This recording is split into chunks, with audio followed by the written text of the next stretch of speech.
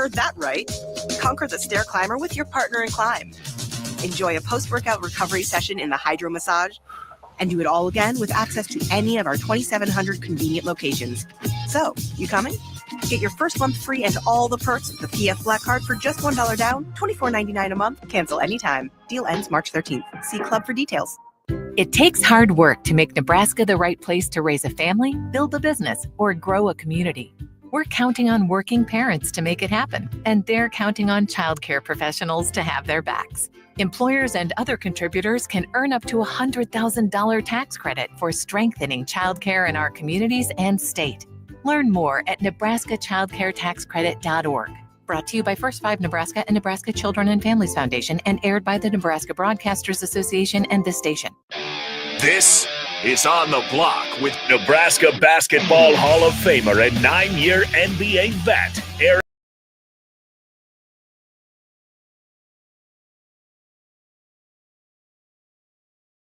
Basketball shooting coach in his mind, Austin Orman.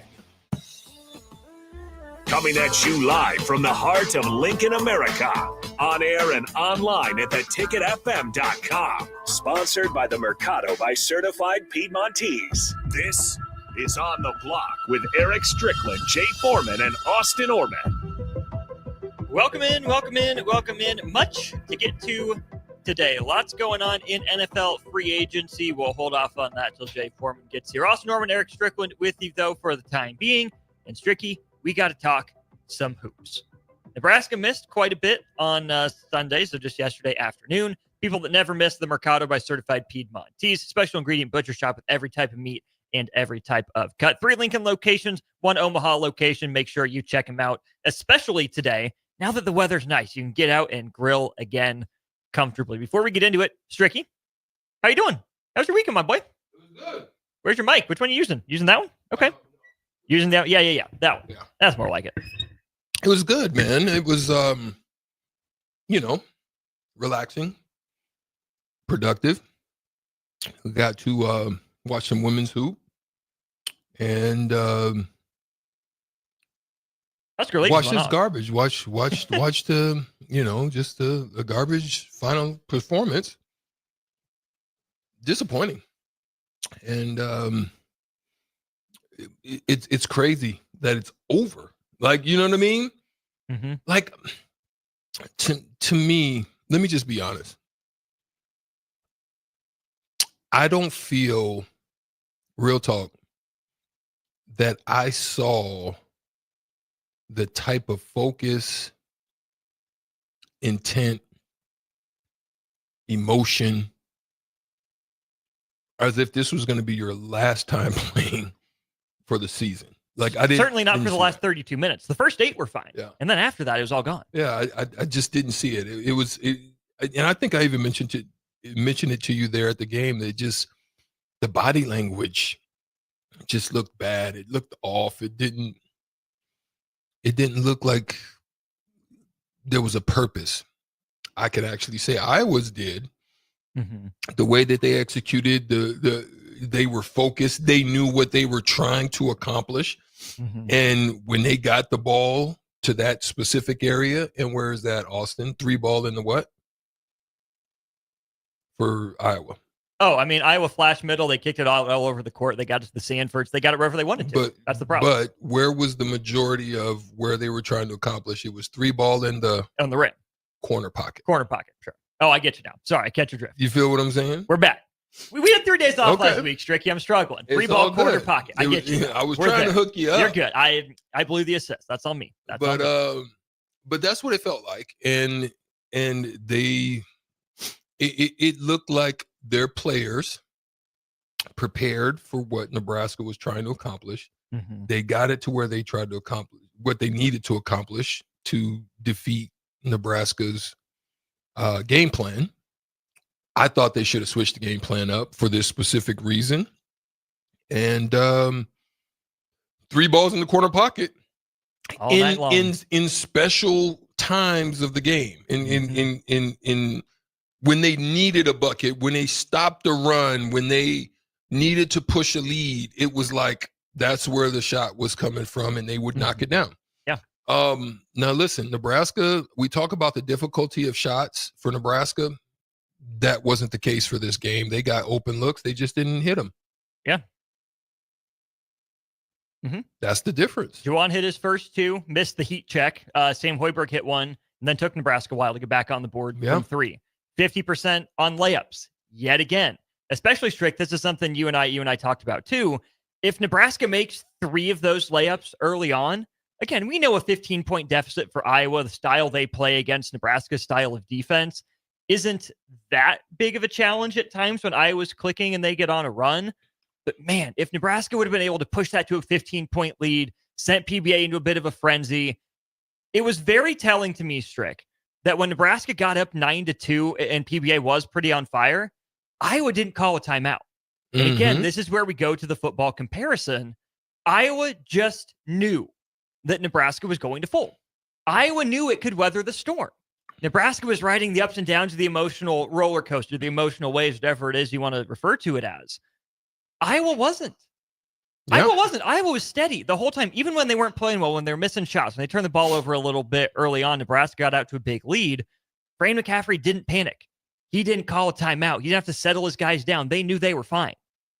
That is a striking difference between these two teams that had the exact same stakes. The exact same stakes.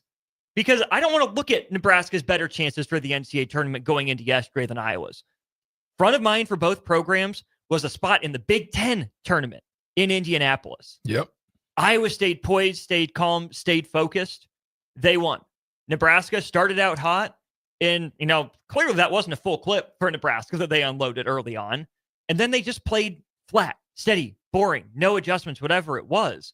And Strick, we said this throughout the year, Nebraska is not good enough at just playing a quote-unquote normal basketball game, straight up hooping, to get away with being flat. Nebraska needs something special effort, special energy, special attention, special communication. None of that was on display for the final 32 minutes yesterday. No. And I there was many a times out there where I was looking like, with certain lineups, I'm like, where's the scoring going to come from? And we've been saying that all year too. Like it was a worry. It was a question. Where is it coming from? Again, I think Iowa did a good job of mixing up their defenses in order just to throw you off a little bit, to cause you to have to process and have to think. There were a couple of instances where they didn't even get a shot off, which is mind-boggling.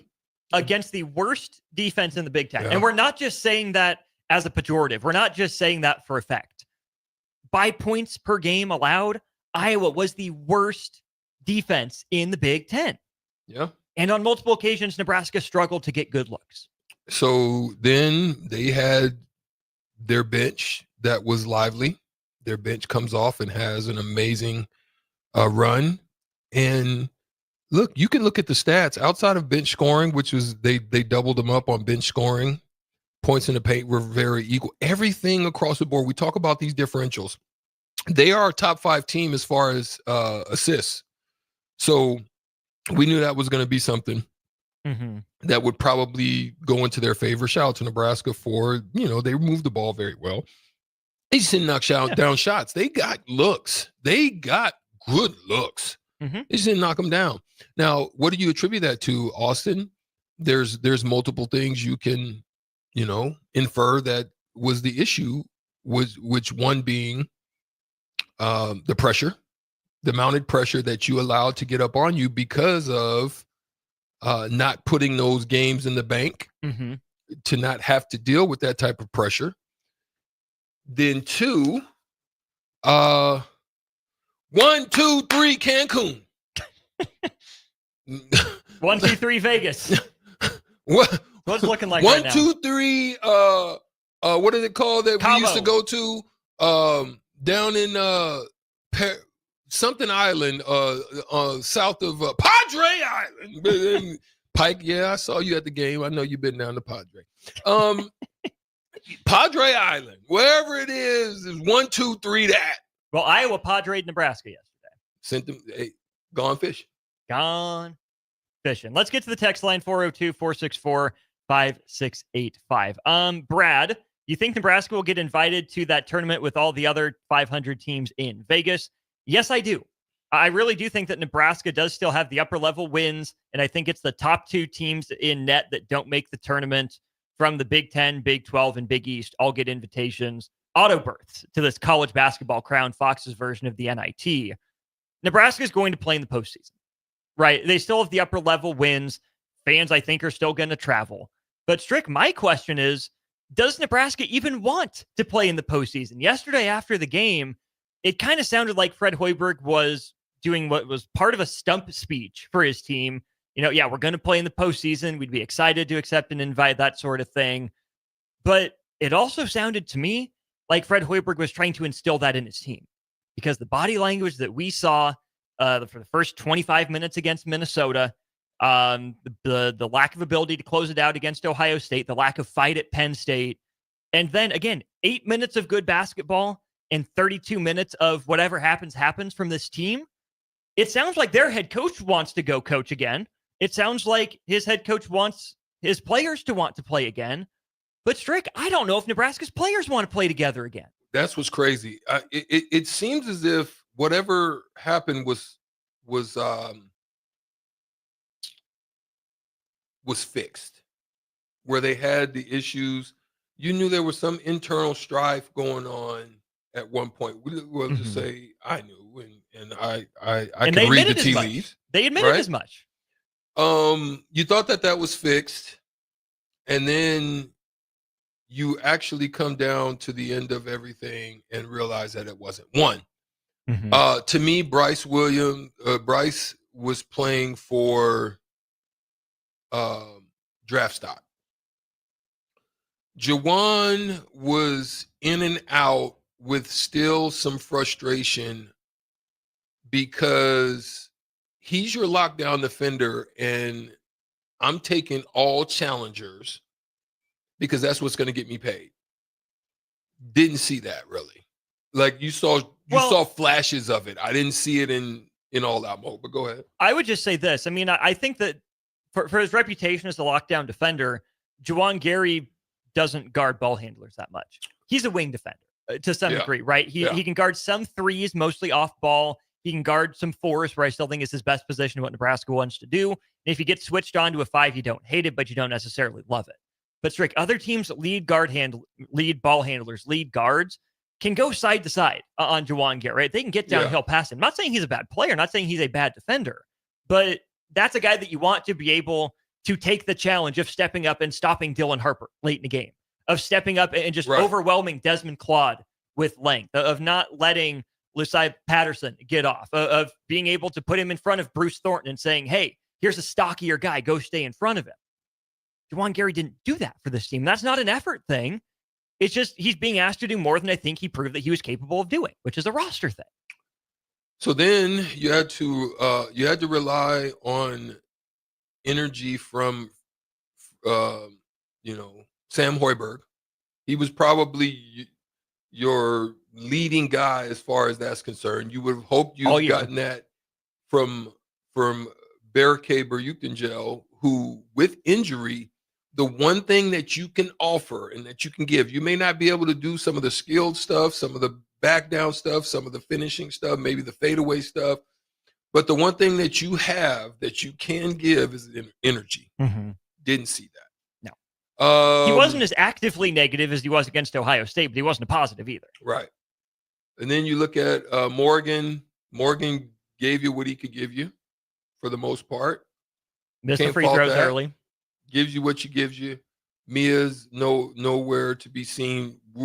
Injury for him. He didn't even play, didn't suit up. Worcester is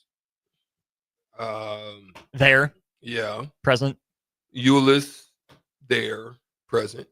Like in the end of that game, if I am a non-impactful player like Euless or Worcester, for the most part, there's two things that I'm doing.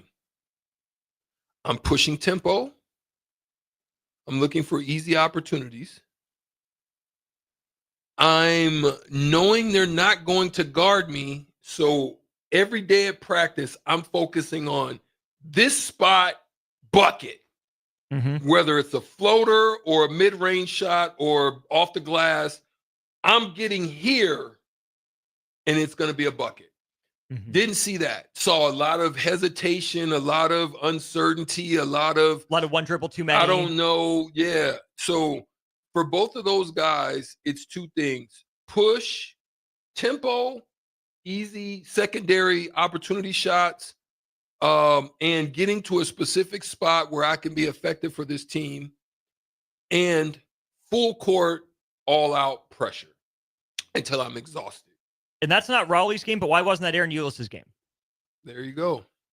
Was Sam Hoiberg too important to this team offensively for him to not pick up 90 feet? Sam took a lot of shots against Iowa, but holy cow, Strick, there's so many issues for this team. And we'll get to a little bit more of this in the next segment. But we saw, again, what happens when a team takes away Bryce Williams. Other guys didn't step up and make plays for Nebraska. Credit Juwan Gary for 24 points. Good on him for that, right? He took advantage of some stuff. But point guards didn't do it. Post certainly didn't do it. Sejan, you needed him if you were going to hope to keep pace with Iowa. Nebraska started out hot. They made, what I said, 3 of their first 4 and then missed their next 10 or 11 threes going into halftime. That's where you needed a bucket from a Sejan from long range to get you feeling good, to get you on the board. He didn't give you anything. Bearcay floated when he was even on the court, right? Not making an impact against a smaller Iowa team. Rebounding wasn't there.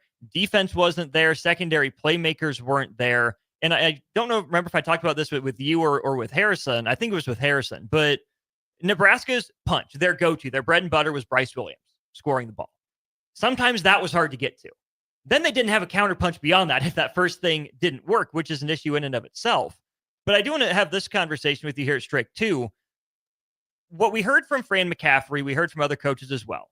When Bryce Williams brings the ball up, teams worked incredibly hard to make sure he didn't get another touch once he gave it up. I can see both sides of this argument. Number one, if you're Nebraska, you have to find ways to counter and adjust, right? Bryce Williams has to end more possessions shooting the basketball than anyone else on the roster just because of his talent relative to the other guys. Are you okay with Bryce? I mean, we heard Bryce Williams was going to move off the ball more, true point guard discussion that we had all last off season. But at the end of the day, just to get Bryce Williams touches, they had to have him bring the ball up the court. But where that gets Nebraska in a bind is, like we talked about, Bryce isn't always the best at initiating the offense, right? And Nebraska is not good enough. He's not good enough to have one high pick and roll and say, there's our bread and butter. We can go to this. We can get a good look out of this no matter what. Nebraska was darned if it did, darned if it didn't. If it gave the ball to Bryce Williams to start a possession, he wasn't getting it back. But if Nebraska started Bryce off the ball, he might not get it at all. It's because he doesn't really know how to run that position, right? Because here's the thing. Here's the adjustment. They're going to blitz me. Which they did. Right? They're going to blitz me. So I know this. What you're taught, and this is any guard, really. This is not even a point guard thing. What you're taught is knowing when it's coming. Don't go before your guy gets set. Get him earlier. Make sure he's set, but hard downhill, attacking the shoulder. Now, where the problem, attacking the shoulder of the big. Yeah. Where the problem is, so there's two things. Get your guy set, hard attack, and I don't care if he blitzes, because if he jumps out too far, I'm splitting. If he doesn't and he kind of holds, I'm hard attacking. The problem with Bryce is he plays too high. And I've always said this, even going last year. And I said the same thing about Bryce McGowan. Yeah. He plays too high. He doesn't play low. Because when you attack, you have to attack low. Shoulder to hip. Shoulder to hip. Once you get by him, now the defense is in a world of hurt. Why? Okay, a Sejan or somebody's in the court, either Gary.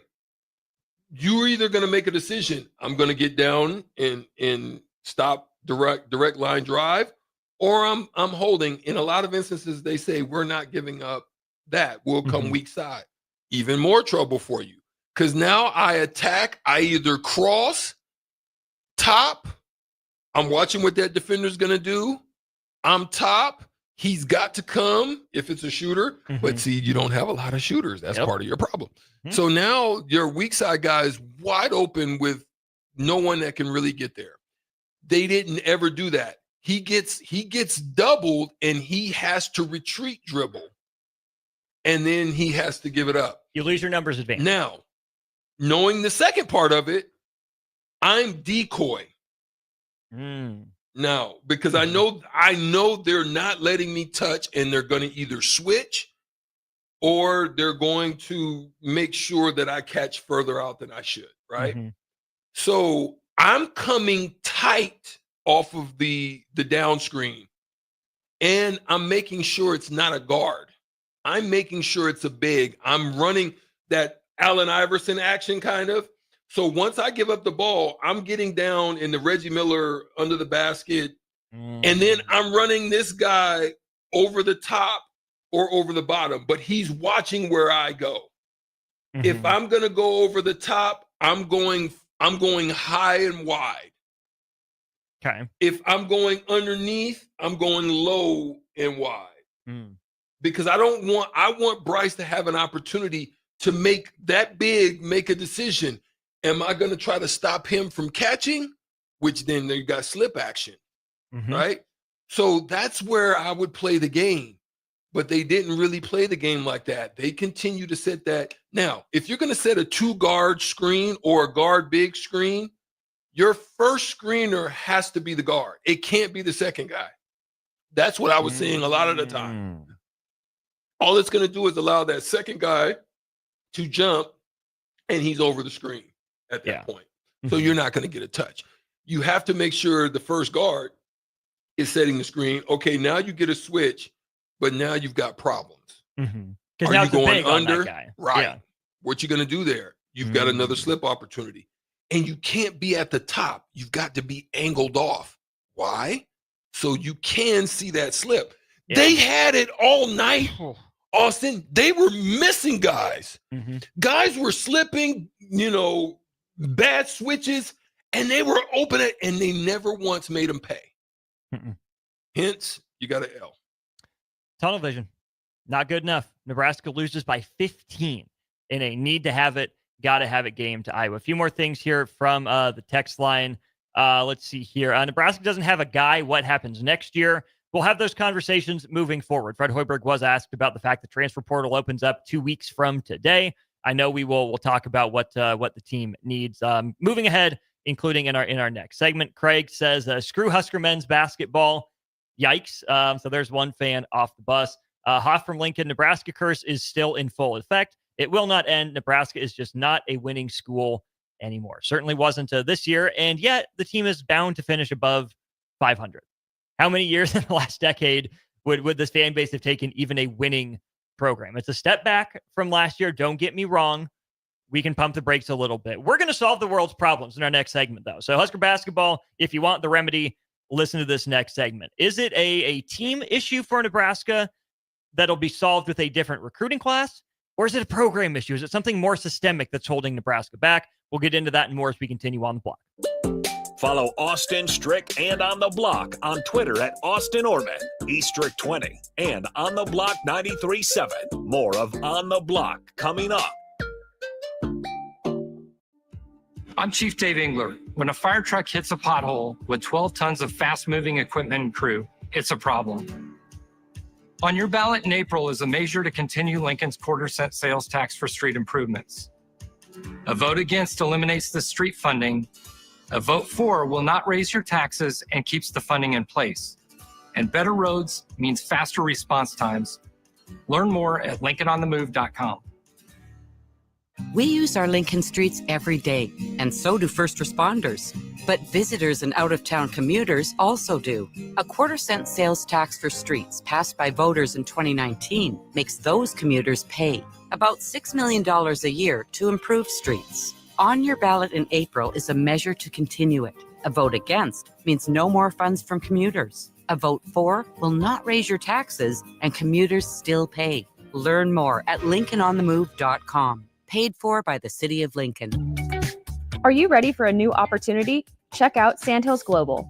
Join a dynamic team where your skills are valued and your career can soar. We offer full-time positions with a 4.5-day work week, competitive pay, excellent benefits, and a positive work environment. From IT and marketing to sales and finance, we're looking for talented individuals just like you. Apply today at sandhills.jobs and take the first step towards an exciting future. That's sandhills.jobs. Don't wait, apply now. The electrical workers of Local Union 265 are now hiring licensed journeyman electricians from $32.50 to $42.50 per hour with paid benefits. And if you're looking for a new career, they're hiring apprentices at $19.50 per hour with paid benefits. Call the office at 402-423-4497 to apply. Start your electrical career today.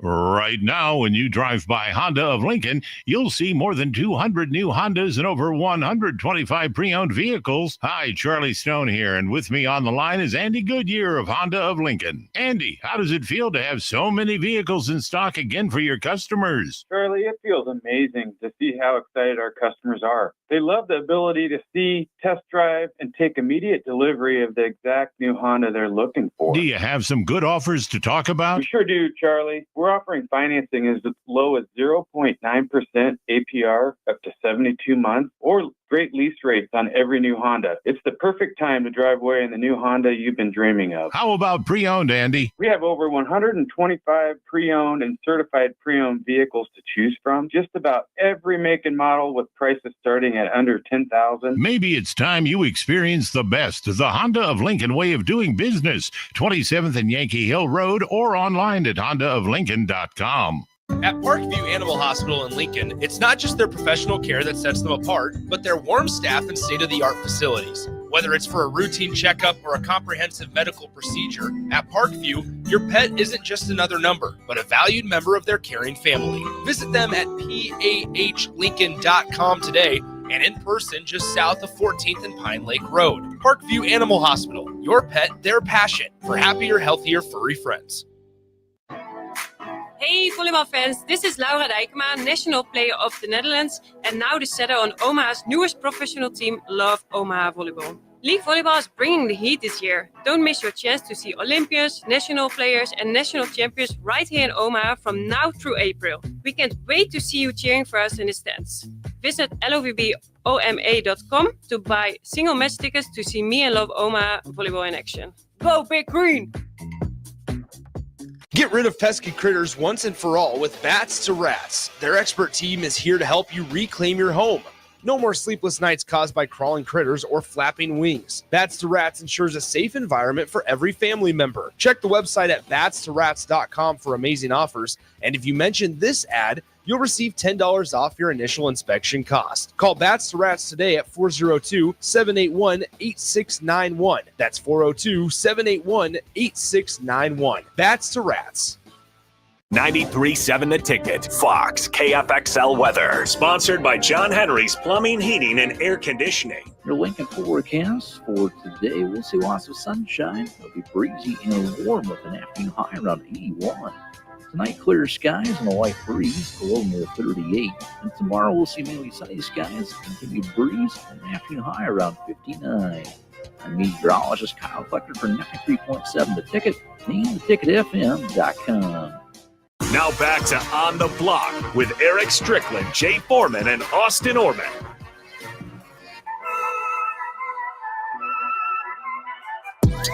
Really appreciate all of you and your thoughts on our Starter Heyman Jewelers text line at 402-464-5685. Even if we don't address you, call you out by name, I hope that we are able to touch on a lot of what you're talking about. Cubsker, appreciate you chiming in on the block as always. Austin Norman with you here, joined by a couple Husker Hall of Famers, Eric Strickland and now Jay Foreman. Jay, welcome to the show. How you doing? What's happening?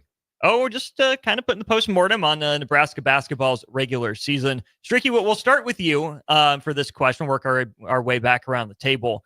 When you look at what's wrong with Nebraska men's basketball, after, making the NCAA tournament last year, struggling to a 17-14 record this year, including losing their five final games of the season.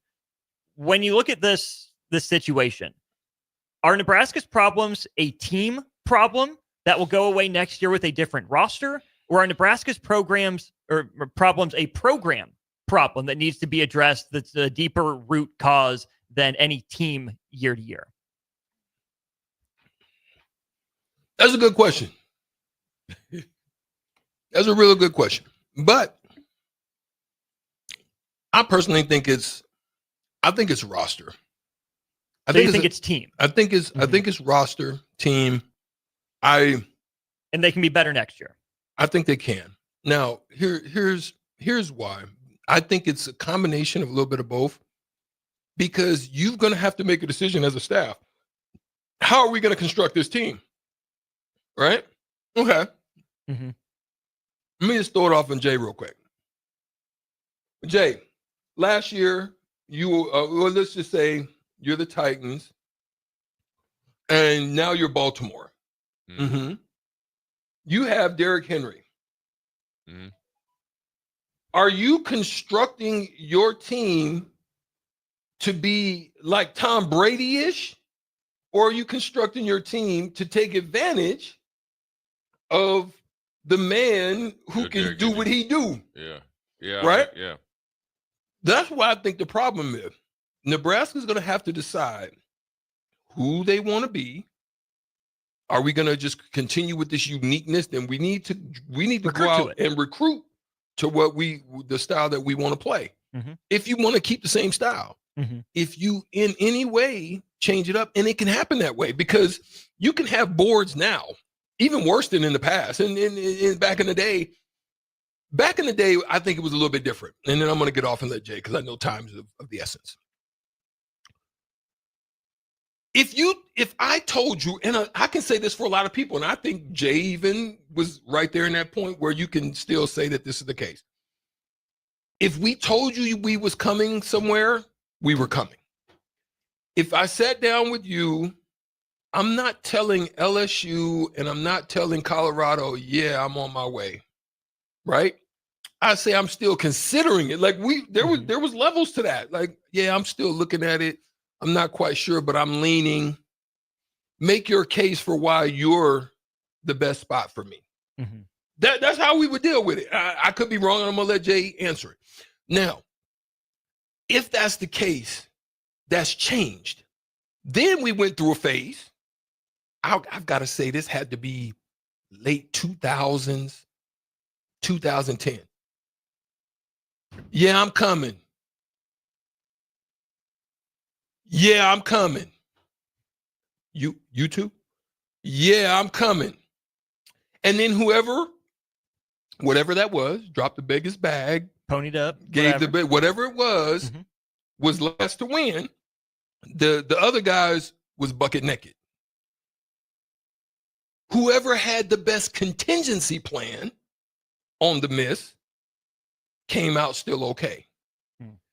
Whoever did it, and you can really speak to this on basketball, because if you have an archetype of a player that you're looking for and you're going after him, knowing that that's a significant piece, and you miss, guess how basketball has done it and why Cerebro Sports is doing well now.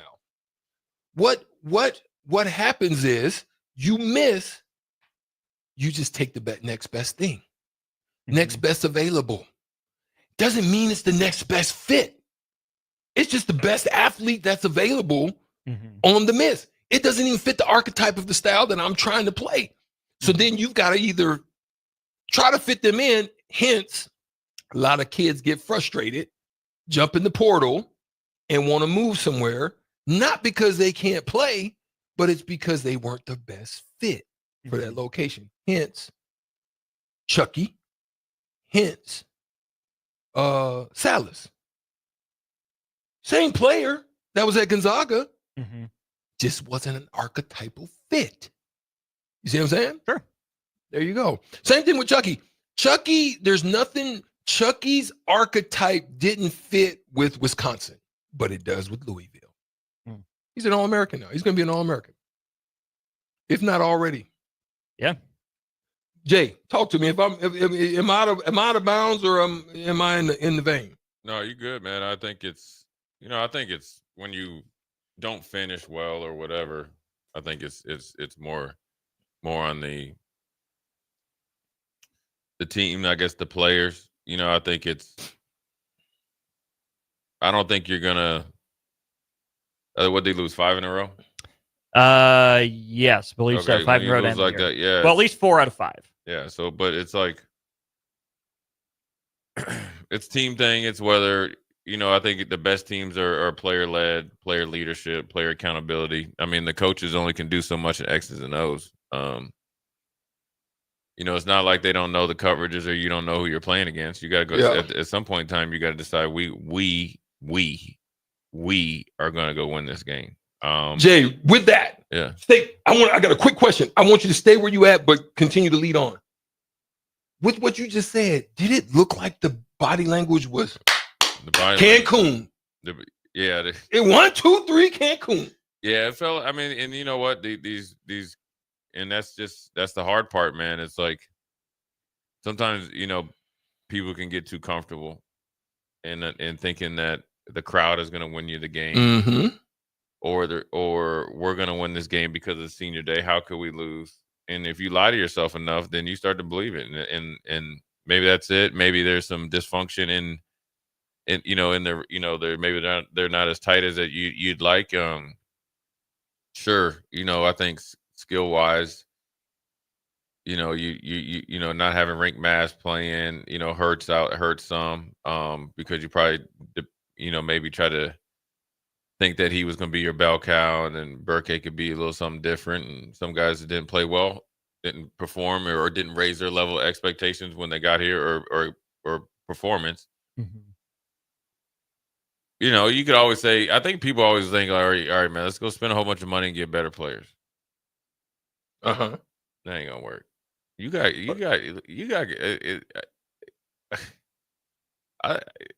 some people make sports so hard. It's not that hard. It's simple, but it's difficult. It's simple, but it's difficult. And if you really want to be good at something, you will get better. It's humanly impossible not to get better at it. It's not.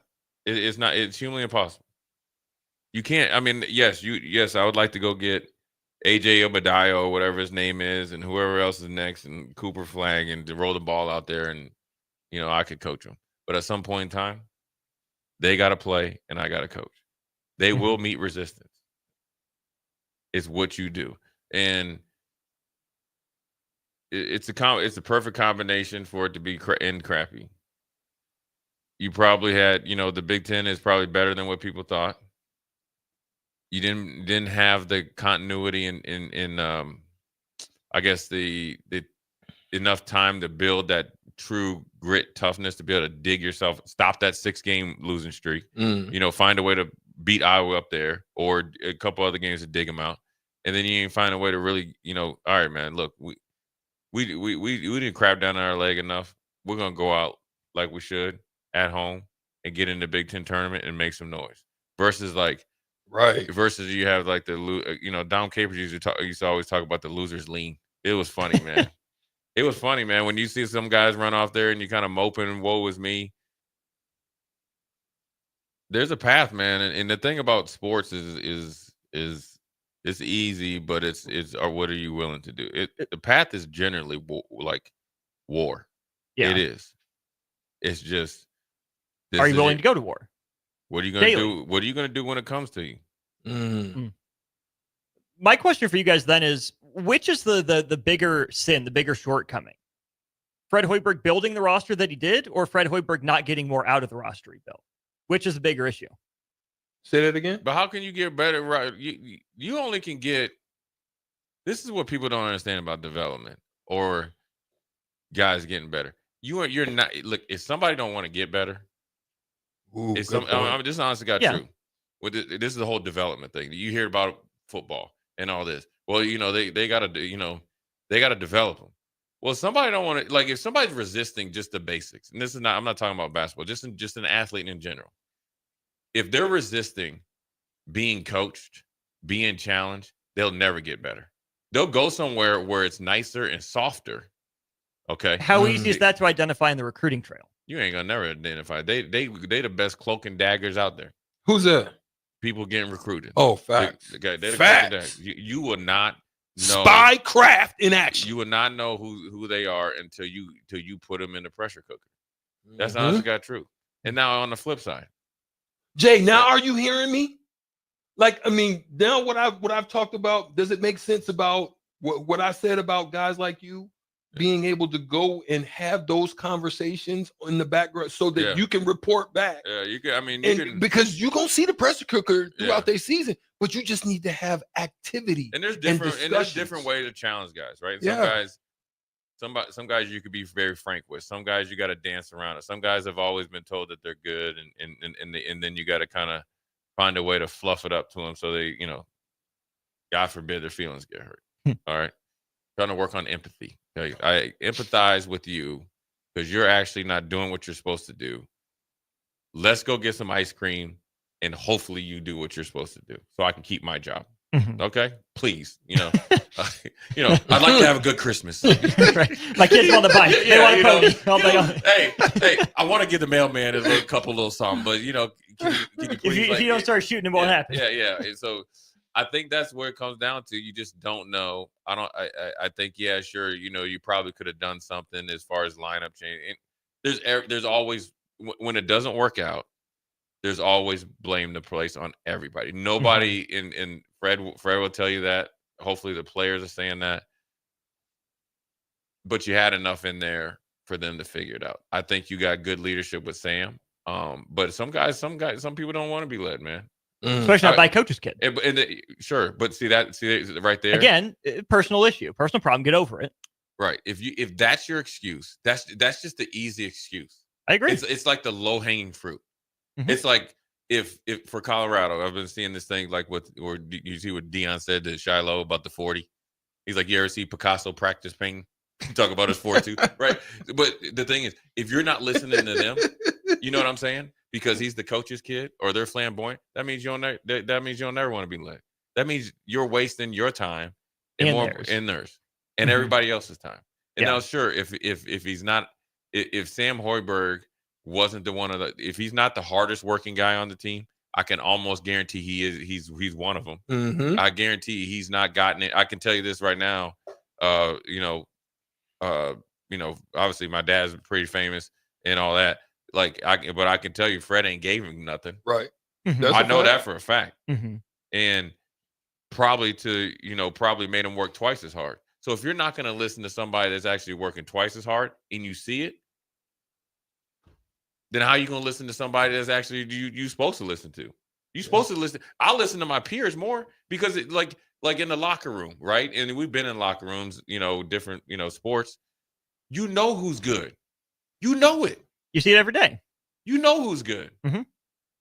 You know whether somebody's worked for it or not. This is the one thing athletes do. They take score every day. Like no other. They take score. Now, everybody, and it's not, and this isn't about a bad game or not. Because everybody knows I've had bad games. Strix had bad games. You had bad games when you play. Everybody had bad games. Well, if you didn't, then you shouldn't be sitting here. It's bigger than that. I just think it's plenty of blame to go around. And the best thing you can do is identify it, rectify it, and fix it. I will tell you this. But see, that's the thing. Fix it. What needs to be fixed? Well, because you can't fix it until you identify. Which is the point of this conversation, right? Is it a team issue year over year where if Nebraska recruits better, has players that have a better mentality, they'll be fine? Or is it something bigger, deeper behind the scenes? Because I worry that if Nebraska gets a good recruiting class, Nebraska wins 20 regular season games next year, the temptation will be to say, oh, yep, last year was just a blip. They got better. They recognized they moved on. But I think that, yes, the team needs to be better. I mean, get a better fit of players, get more cohesive, get more skilled. That's all going to go a long way. But I think that's just walking the tightrope, waiting for it to all collapse again. I think you can fix next year's team as much as you want. But I think there's more going on behind the scenes that needs to be addressed at the administrative level in terms of support, funding, vision, direction provided to the basketball program with clear expectations laid out. Just a year ago, they exceeded expectations or maybe got over the hump. So then, and if 17-14 in the regular season is the floor, it's a good spot to be for this team, that's this what program. I'm saying. So that's why I would push back on do they like behind the scenes? I don't. But the question is, how long can they sustain this as the floor if there's not more of a vision, a plan? Sure, more and I don't place? know what that That's is. what I'm trying to get at. Right, and I'm sure there's some vision. I'm sure there's a vision. Listen, I grew up watching the Gophers, and I knew Clem Haskins really well. And when they made the Final Four with Vashawn Leonard, my man, shout out to Vashawn Leonard, man. Yeah, Bo Leonard. Hey, you talk about it. He's the king. He's the king of the Clevelander down in Miami. Didn't play a lick in the NBA, but boy, he could hook you up. I love Vashawn Leonard. He's a good brother. And they had those teams. But their athletic department, especially around the basketball team, that was actually true, Austin. Like behind the scenes and all that. And obviously, Clint was making sure brothers was passing. That's fine. You know what I mean? I get it. They had paper classes, right? So, but it came to a head. Yeah, and paper. And then, you like that was tricky. And then it came again, and it never was fixed. It was a new coach, never fixed. And then you had, younger Patino was there, who I think he lost his job because he couldn't get Suggs and Chet to go there. Well, but why couldn't he get them to go there? Because that go to Minnesota or go to where you're going to go exactly. number one pick. You can't get mad at, but that's an easy excuse. So I think it was you pulled the plug too quick. Where I think what Richard, like he likes to go by, fell off is when the guys went to Wisconsin that weren't Suggs and Chet. So it was like, well, you can't get anybody. Your Walls, your Crowells. Well, that's where Ben done really good, did really well when he was there, and then that's how he's able to come back. That right there is where you think like, okay, behind this, trust me, that Nebraska's basketball is not it. Not that behind the scenes. Behind the scenes, and that at that point in time, that athletic department was so bad they brought Alan Page in there. Supreme Court Justice Alan Page, or he's a judge or something. They brought Alan Page in there to try to get something going. You know what I'm saying? Like, and he ain't do it. Right. Now they got it fixed, and it came to a head when, essentially with Antoine Winfield Jr., they tried to say he was involved in some sort of thing that happened in the dorms. He wasn't there, and they were going to, so then PJ Fleck, they got it. But you got to think that was 25 years of turmoil in there. I don't think Nebraska has that in their basketball department. I think really what you need to do is sometimes, and you know what? I'm going to tell you this before we go to break. If you want to know somebody that's had to have these same issues, look at Penny Hardaway. He said, listen, I didn't have to fire anybody. He didn't. What he did was he's like, I got back to work, I identified the problems, and I changed it. And you know what? You got to give Fred credit. He did it. He's done this before. He came in with the AAU team with all them dudes, with Virgin and all those guys, right? Rolled the ball out there, and it was frustrating. He kept some of the same pieces, rolled it back the next year, or rolled it back next couple of years, and got better. So you're going to, in this day and time with the transfer portal, instead of resetting every 5 years, it's going to be like every 2 because they're knuckleheads in there. But Strick, I've said this to you multiple times. We've given Fred Hoiberg credit for that, for adapting and adjusting. But that still makes it even more baffling why Nebraska looked the way it did this year after last year. You had the blueprint, and you didn't follow it. But you ain't got Rink Masson and Derek Walker walking around. Do you understand? But you know what they look like in the portal. Do you? Listen. You know what they look like. They thought they missed. They thought Beruthenjel was going to be. Okay, so don't miss next year. Okay, that's fine. That's listen, they missed. Derek Walker, I don't know where he's at. All right. He like Debo. Hey, he just need braids and stuff because that's the way he be playing. Like he be like he had LA Fitness back out there. I used to go hoop at LA. Most recently played in Greece. When I played at LA Fitness, good place. You catch one of them dudes that used to play in Greece, they would just give you work. Just boom. Oh yeah, big body. Right. Dudes that with Derek Walker's mentality and being able to point forward, then Rink Mass with being a little bit of a stretch 5. Those guys ain't around that much. Now you might have missed. And there is blame to go around because I don't think necessarily skill set you missed. Maybe they just didn't mentality. Mentality, and that's a choice. Because here's also my man Mike Woodson decided to resign. It took 2/3 of the season for old buddy from Arizona to get in shape. So because his mentality was bad. Right. But once he got in shape, what's Indiana doing? Making the tournament And putting in work. So is that Mike Woodson? Does Mike Woodson really change his X's and O's? His assistant? Well, he probably needs to do that too. But has he really changed anything? But obviously it's working, right? Mm-hmm. Now, did they make it work? I'm big on player accountability. I'm big on that. Yeah. I've seen too many guys in the pros that just they was just there in the body. Their mind was in elsewhere. Cancun. Right. They was literally in Cancun. That's a fact. I seen a brother pull up one time in a U-Haul. I ain't gonna say nothing. Hey. Now, I will tell you, we were eliminated. We weren't making the playoffs, right? But he still pulled up in a U-Haul. We needed 15 things. It's like you know how you ever hear about those parlays that you bet $2, you win 20,000? Yeah. You ever see them on the internet? It happens like one. That's what we needed to make the playoffs. He said, listen, don't worry about that. Come 4:30 after this game, 1 o'clock game's over, I'm gone. That part. And he meant that. Yeah, he hit the deuces too. Probably did an early checkout for your physical too. We got to hit the deuces on this segment. Short one to wrap up hour one of On the Block before we get into NFL free agency in hour two. Download our app by searching for 93.7 The Ticket in your app store to stay in touch and listen all day wherever you are. More of On the Block next on 93.7 The Ticket and theticketfm.com. Automotive Solutions is Lincoln's one-stop shop for all your vehicle needs, from vinyl wraps to engine repair and maintenance. Automotive Solutions offers fleet services as well as printing and graphic design for vinyl applications, plus installation of vinyl for boats, trucks, cars, and anything else you want wrapped. Perfection is their standard, and they never settle for less. Call today at 531-249-5600 or go to automotivesolutionslincoln.com to learn more. That's Automotive Solutions on 2024 Southwest 5th Street in Lincoln. Underground, who has been serving local contractors and utility contractors all across the state since 1997. When you see the black and white trucks, you know the baddest dudes in the business have arrived. Bauer is currently looking for equipment operators, laborers, diesel mechanics, and aerial linemen. Join the brotherhood built on hard work, authentic people, and pedigree of success. Bauer, a family-friendly company who reminds you, go Big Red! There's no place like McKinney's Irish Pub for St. Patrick's Day, so mark your calendars to join in on the fun for their 11th annual Street Festival. The party starts on Saturday, March 15th, with tons of giveaways, a kilt contest, great Irish food, and green beer, and continues on Monday the 17th for actual St. Patrick's Day.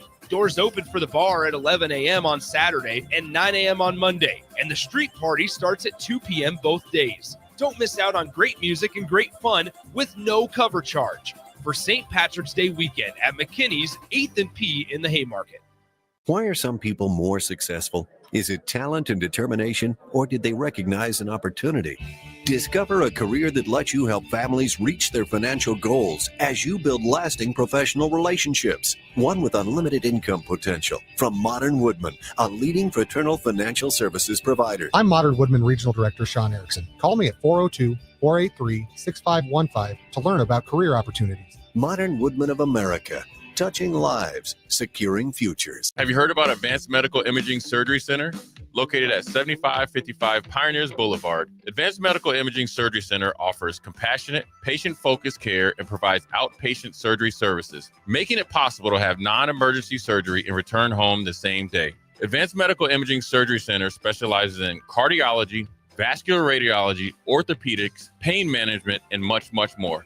Give them a call today at 402-261-1085 or online at amimaging.com.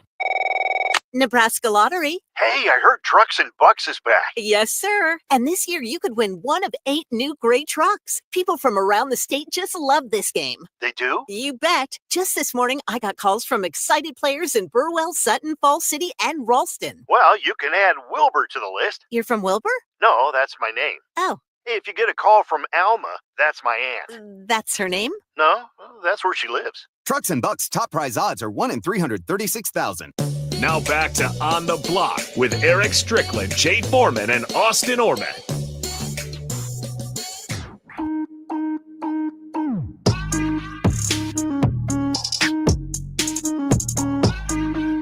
Wrapping up hour one of On the Block here, just a really short segment. Some NFL news to lead off an NFL hour two of the show. Austin Norman, Jay Foreman, Eric Strickland with you, by the way. Jay, some news from the Texans. Now I don't want to hear it. I've seen it. I'm disappointed. Only thing, a second, third, and a fourth for him, though. I don't care. That dude he's a shutdown left tackle. The great thing about Laremy Tunsil, here's what I want from Larry. LT at LT, by the way. Here's what I want for Larry Tunsil, from Laremy Tunsil. When I go back down to Houston, I just want you to leave that gas mask so I can use it. Save it for Braxton Berrios, who the Texans also signed. That dude, that little Alex receiver? Earl's boyfriend. Who? Okay, thank goodness you don't know who that is. Who's boyfriend? Alex Earl. I don't know who that is. He's more famous for his girlfriend than he is for football. Alex Berrios is? Braxton Berrios, yeah. But didn't he play at Miami? The Dolphins, right? Yes. Yeah. He's a little dude, like a little water bug. Mm-hmm. Who cares about him? I just want Laremy Tunsil's gas mask. Leave it at the crib? Yes. I want to put that. You want that, my boy? Yes. Instant contact. But I mean, if you would have had that, you would have slid to the seventh, Jay. I would have been on. They would have said you're not allowed in the league, you know. But I just think losing a guy like that to the Commanders, and when you struggled, oh my God, they struggled with the offensive line. You traded a dude away, and you traded away your All-Pro tackle. Now I wonder if he wanted a new contract, because I'm assuming, right? He's got a year left on his deal, I believe. So that's what it was. But man, I would have probably tried to just thug it out or something, because now like. Are you gonna draft somebody in college? What? No. Oh, I heard you. Man, that's tough. That boy, if I'm CJ Stroud, man, I got to call GM. Have a conversation. Have a conversation. Huh? You give me Captain Kirk in what's it? Christian Braxton, Kirk. That's why I call him Captain Kirk. You know what I'm saying? All right. Beam me up, Scotty. He been hurt, right? Yeah, 8 games last year. And then the little dude? Berrios. Mm-hmm. You're not going to get Stephon Diggs back, so you can recreate him in the aggregate. Where's he at? Still on the streets. Free agent style. He got a lot. He ain't focused. That brother ain't focused. Not at all. No. That brother right there is just, and he you know, he like my second cousin. I ain't even claiming bloodline. He don't claim Bloodline. How about that? Believe that. Yes, and that's one that and Strick, that's factual. This bloodline is strong, Strick. Okay, Stricky, we'll start this one with you. Just a really short one here for you two. Khalil Mack and Hassan Reddick both sign a deal. Who do you think's better next year, Stricky? Khalil Mack, Hassan Reddick. Well, see, I think Reddick has more upside. You know, look, Mack is dominant. You know, can he get? Mack reminds me of like Harrison. Phillips? No. James Harrison. Yeah. You know what I mean? Like, will consistently be solid. Yeah. But I think Hassan, as he continues to get into his body, get a little bit more physical, I think he's got more upside because I think he's got more tools. I could be wrong. Yeah. Man. I think they're two different players. I think Bosa being gone probably hurts Mac, but they got some Bosa brothers in San Fran, supposedly. That's crazy. Mm-hmm. Yeah, both of them. But I'm pissed. Hey. Them Austin's gonna throw something. Them brothers about to exit that locker room quick. Hey, Fred Warner gone next year. No, I'm just playing. Possibly though. They're two different. I think Khalil it will be consistent because I think he's going to be power in. But I think if I'm going to pay somebody, I'm going Hassan Reddick. Now, why? Got a 1-year deal with Tampa. Yeah, he's a little bit younger. He got essentially half a season off because he had a holdout. Mm-hmm. And everywhere he's been able to. I mean, whatever juice he found in Carolina, obviously with Matt Rule and all that, and then he went to Philly and balled out, and then he was at the Jets, and even when he played, he balled. I'd probably go with Hassan Reddick, but I couldn't turn my back on Khalil Mack though. And when he's healthy, he's a one-man wrecking crew. Hey, and that's the truth. Yeah. Let's go to break. When we get back, some more NFL free agency, some trades to get to, including a busy weekend for the Seattle Seahawks. And then what is up with Cincy in the AFC North, the only team not making moves. We'll get into all that and more in hour 2 of On the Block. Follow Austin Strick and On the Block on Twitter at Austin Orman, eStrick20, and On the Block 93.7. More of On the Block coming up. This is Lincoln's home for sports talk on the FM dial. Also online at theticketfm.com. On the internet, KNTK FM Firth, 93.7 The Ticket. Chief Dave Engler, when a fire truck hits a pothole with 12 tons of fast-moving equipment and crew, it's a problem. On your ballot in April is a measure to continue Lincoln's quarter-cent sales tax for street improvements. A vote against eliminates the street funding. A vote for will not raise your taxes and keeps the funding in place. And better roads means faster response times. Learn more at LincolnOnTheMove.com. We use our Lincoln streets every day, and so do first responders. But visitors and out-of-town commuters also do. A quarter-cent sales tax for streets passed by voters in 2019 makes those commuters pay about $6 million a year to improve streets. On your ballot in April is a measure to continue it. A vote against means no more funds from commuters. A vote for will not raise your taxes, and commuters still pay. Learn more at LincolnOnTheMove.com. Paid for by the City of Lincoln. Step into healing at Prairie Orthopedic and Plastic Surgery. Our team of top-notch medical professionals turns pain into progress with state-of-the-art treatments and compassionate care. Visit prairieortho.com and discover the difference in quality orthopedic and plastic surgery services tailored to your unique needs.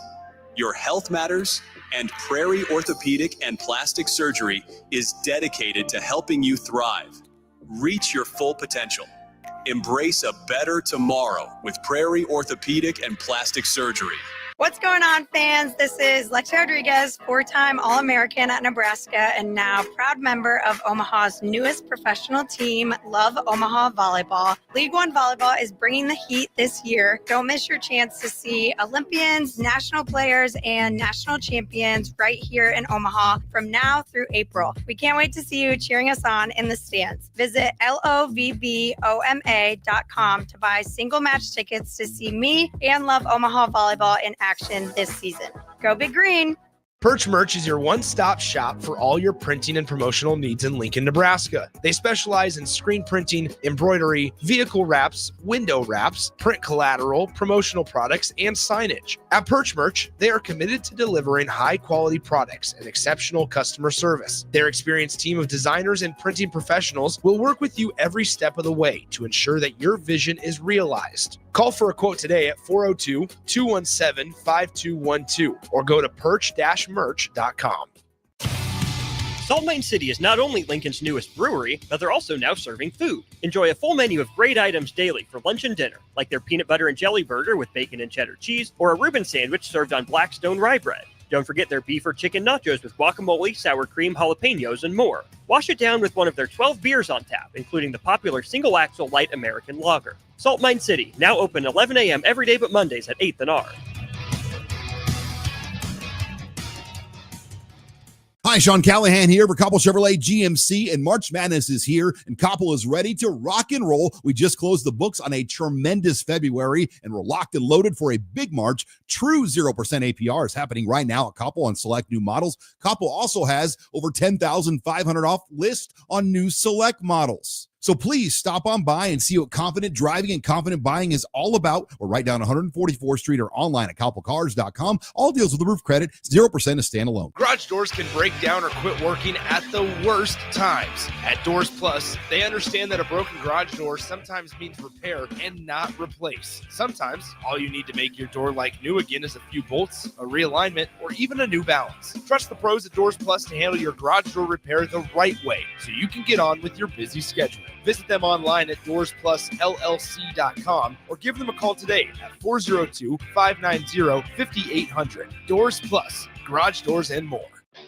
This is On the Block with Nebraska Basketball Hall of Famer and 9-year NBA vet Eric Strickland. Nebraska Football Hall of Famer Jay Foreman. Middle school basketball coaching legend and Duke basketball shooting coach in his mind, Austin Orman. Coming at you live from the heart of Lincoln, America. On air and online at theticketfm.com. Sponsored by the Mercado by Certified Piedmontese. This is On the Block with Eric Strickland, Jay Foreman, and Austin Orman. That it is hour 2 of a Monday show. Lots to get to today. And then in the 1 hour we have tomorrow before state basketball returns to the airwaves Wednesday, Thursday, Friday, and Saturday. Big thanks to the Mercado for their sponsorship here of On the Block. Special ingredient butcher shop with 3 Lincoln locations and 1 up in Omaha. Check them out online at themercadobutchery.com. Lots going on. We talk about the chopping block with the Mercado. We talk about the trade block and a couple really big ones in Seattle. We'll start with probably their biggest superstar, their best player, and that's DK Metcalf. He wanted out here. He requested a trade last week, said he wanted to go somewhere warm to a consistent winner with a good quarterback. Well, he ends up in Pittsburgh, where he will at least get the money. A 5-year, $150 million extension is on the table for him.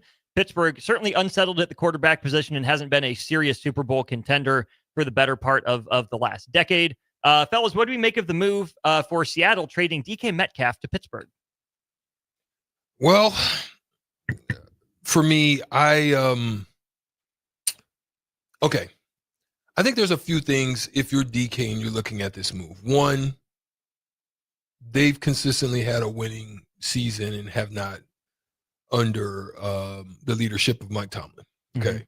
So, you're not going into a rebuild. You're going into a tough division. But I would have had conversations about who my quarterback's going to be. I don't know if they had that, but I definitely would have before I made the decision. But ultimately, it seems to me that he wants to win. He wants to get paid. And he got that. Now it's just a matter of, is it going to be Justin Fields or is it going to be? No, it will not be Justin Fields. He signed with the Jets for 2 years, $40 million, 30 of it guaranteed. Shout out to him. So you don't know who your quarterback is. Could be Aaron. Or a little Russ. Or a little Russ. Danger Russ. But they know each Mr. other. Unlimited. So this is why you might be leaning to Russ, because they have familiarity. They know each other. So you might be looking at maybe a re-sign there. Now, Geno, on the other hand, going to Vegas. Familiarity. Right. Somebody he's comfortable with. He knows he doesn't want to go back and get Russ because he believes that Russ believes that he's better than the system of what he put him in to be successful. So, okay, shout out to him and going to get it started. I actually thought he would have went after DK too, especially if you're getting rid of DK and Brock Bowers on the same field. Oh my god, bro! You basically cut Devontae. You don't have a 1 now, so I would have thought that could have been a move for him. Shout out to Pittsburgh. They gave up a second. Yeah, but do you think DK Metcalf's a number 1? Yes, I do. I think so. You don't? Why don't you? Man, he had 66 catches last year. For 1,000. That ain't a number 1. Do you trust him? Did you see him when he played against good competition?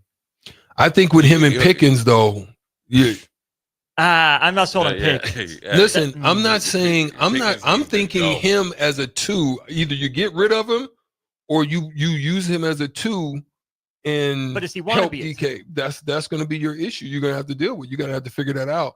I think those two together are dangerous. I think DK, I think Tyler Lockett kind of, he's still good, but I still don't think he's his level. Yeah, not with Pickens. I mean, Tyler Lockett's a little older. Well, they released him. Yeah, no, I'm just saying he's a little older. Yeah, that's why I worry about DK. His want to? Bro, he looked like he was just shut down. Now, sometimes him and Geno didn't link up, but I know there was times he didn't really run routes hard. You already got that with Pickens. Like, what did Pickens have this year, Austin? Let's see. Sometimes new location can change, you know what I'm saying? Can change your vibe. Shout out, It can.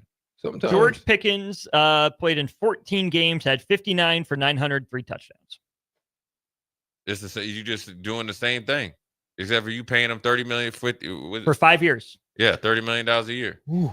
5 years, $150 million for a 29-year-old You wide got receiver. the same dude on the team. Now I think DK is better than Pickens, but I don't know, man. I mean, at this point, if I was talking to Mike Tomlin, and if we was kicking it, and I'd say, look, man, and we was having a little brewski, I said, man, at this point in your career, why are you a pain freak? This is pain coming. He had a headache. You already had a headache. Now you doubling it because now you got money. Right? But you ain't got a quarterback though either. That part. So the same thing that you know is frustrating over in Seattle is the same thing you got here. Because even if you bring back Russell Wilson, what's that going to be, a year? Yeah, probably. Yeah, okay. I wouldn't give Russell Wilson 4 years right now. And you got him for 5 because then he's going to be wanting the quarterback. Justin Fields is getting paid. He in Dubai.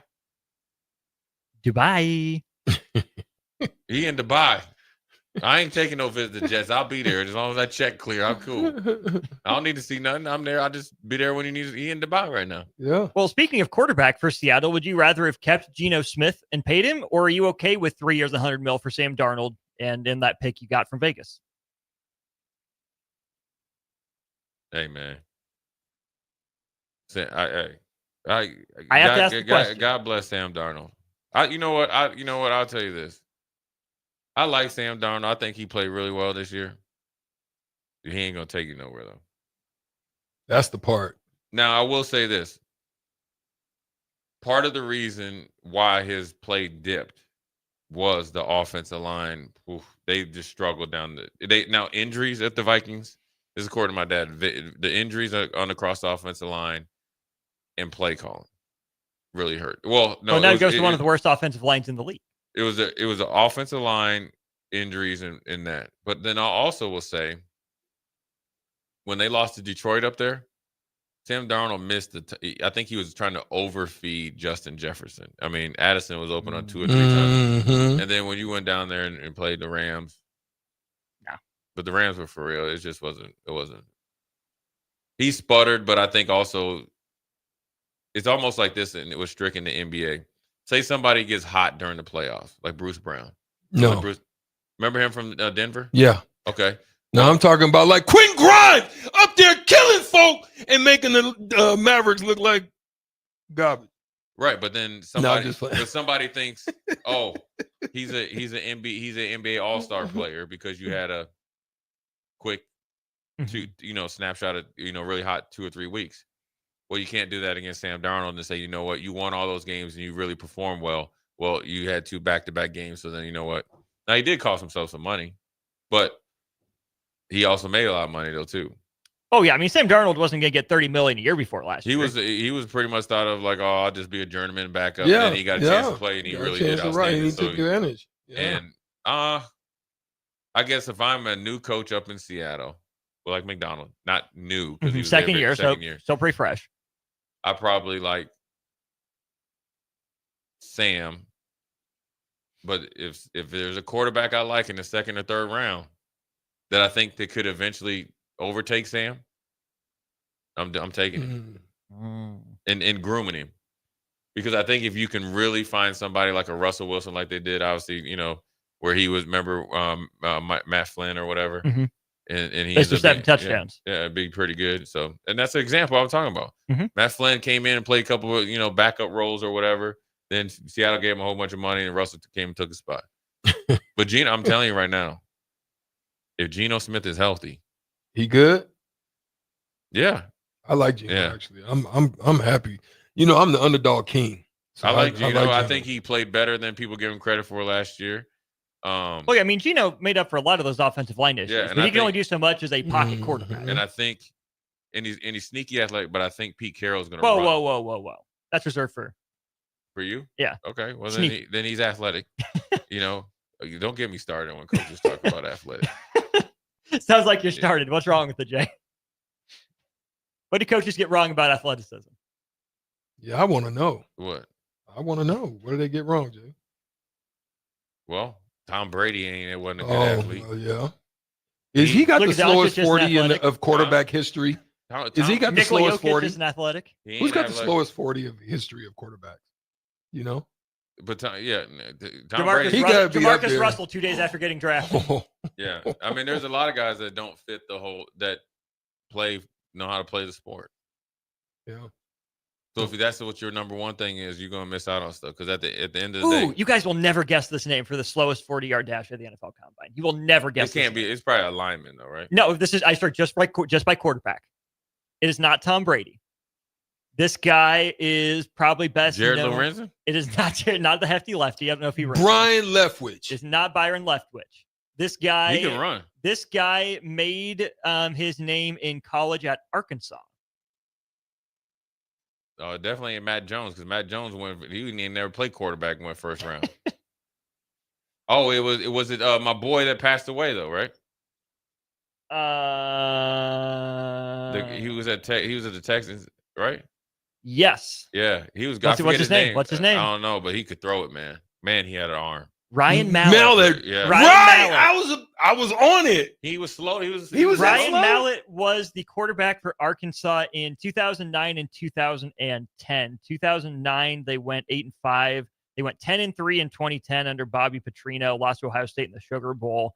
That team had Niall Davis was the lead running back. Broderick Green at receiver. He was just after the DeMarco Murray, Felix Jones teams. Yeah. Was he that slow, bro? For real? What do you run? Take a guess. 5'6". Strick, you got a guess? That's slow for a quarterback. 5'6" is slow. 5'8". 5'3" There's no way he's that slow. Or was that slow? Start? Maybe, I don't know.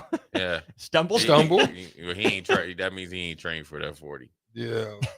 But I mean, you could run a 5 in your sleep. Like back when you're in shape, yeah. Back. Yeah, I could backpedal a 5. Yeah, that's pretty slow. 5'3". No, man, it's that is unfortunate pretty he slow. passed away. I think my best was 4 or 5. That was it. I couldn't do no better.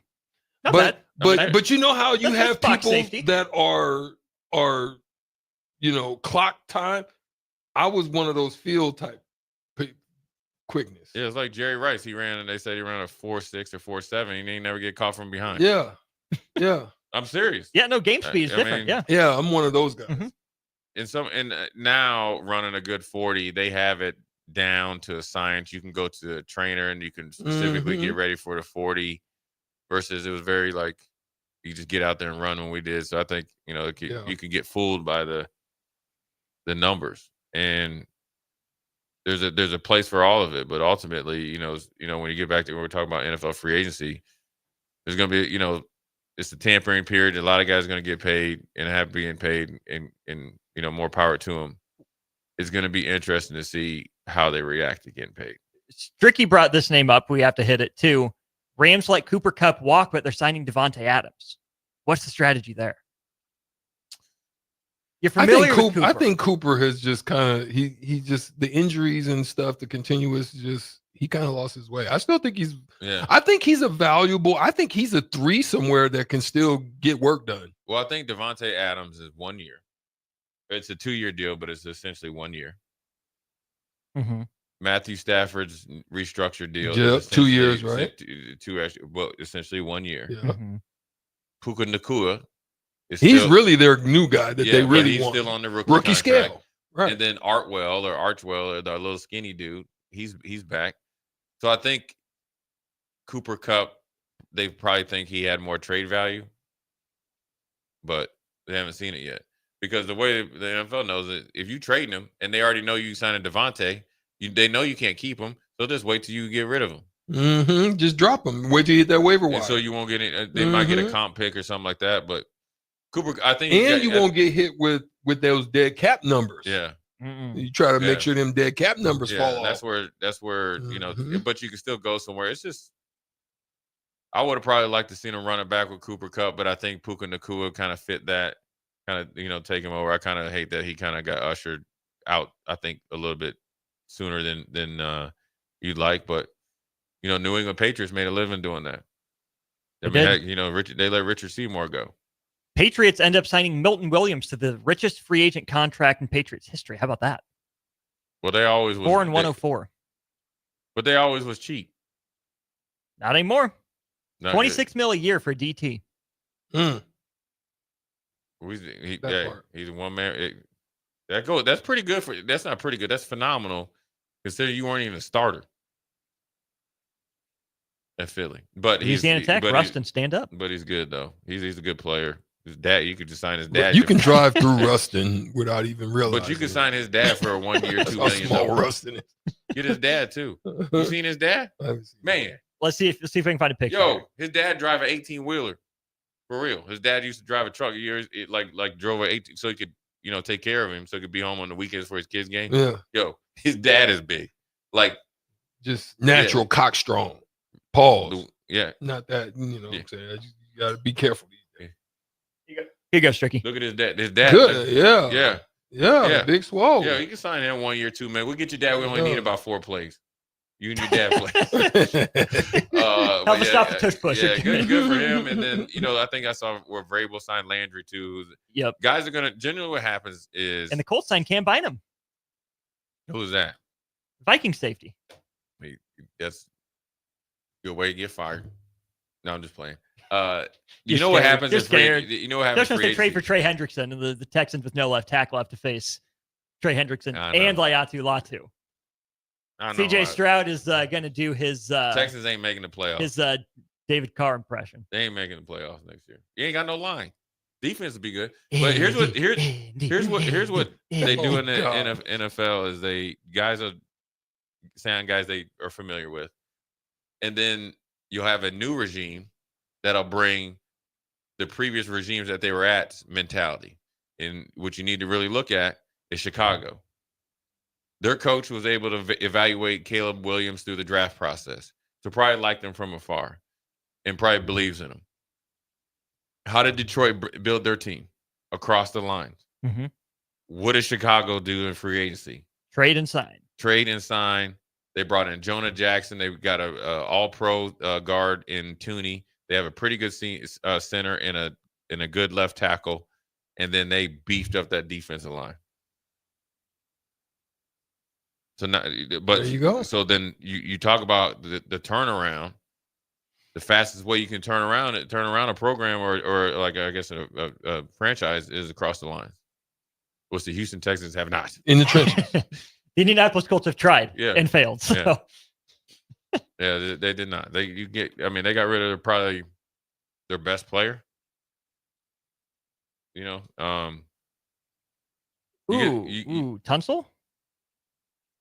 Well, him and CJ. Danielle Hunter? Yeah, you're right. Yeah. Stingley? I mean, you're throwing it up. I mean, you're talking about one of the top 2 or 3 tackles in the league. The dude's like a shadow. Last year is a little worse. Yeah, I slipped a little. He's good. Don't get me wrong. But you got to also think he had a rotation like no other at left guard to go with it. So that affects how you play. Sure. And you never did any chip blocking. It just is. I mean, I just think left tackles, really good ones, are hard to come by, and guys that want to play it. Yeah, and then because to play left tackle, or if you have a blindside tackle, is like being a corner. It's a different mentality. Yeah, because you got to think about I'm shutting people down. Like I got to shut down the left side all game long, because if I give up a sack, this dude. He made his quota. But these guys are getting paid, man. Nolan, I'm a big Bears fan. Hope you're right, Jay. I'm curious about what year 2 looks like for Caleb Williams in Chicago. We got to talk about the other North Division though when we get back. Myles Garrett extension, Pittsburgh making trades, Baltimore re-signs Ronnie Stanley, which leaves Cincinnati in a world of hurt. Doing a whole lot of nothing except getting rid of people. So let's go to break. We'll talk about the AFC North when we get back. Download our app by searching for 93.7 The Ticket in your app store to stay in touch and listen all day wherever you are. More of On the Block next on 93.7 The Ticket and theticketfm.com. Load up on meat and more this winter at the Mercado by Certified Piedmontese. This week's special through March 4th is $1 off crisscross pretzels, buy one, get one free on hot dogs, and $2 off on Piedmontese brats. The Mercado has locations at 84th and Havelock, 30th and Yankee Hill, and now 85th and Old Cheney in Lincoln, and at 168th and Maple Streets in Omaha. Get to the Mercado today for the best meat in town.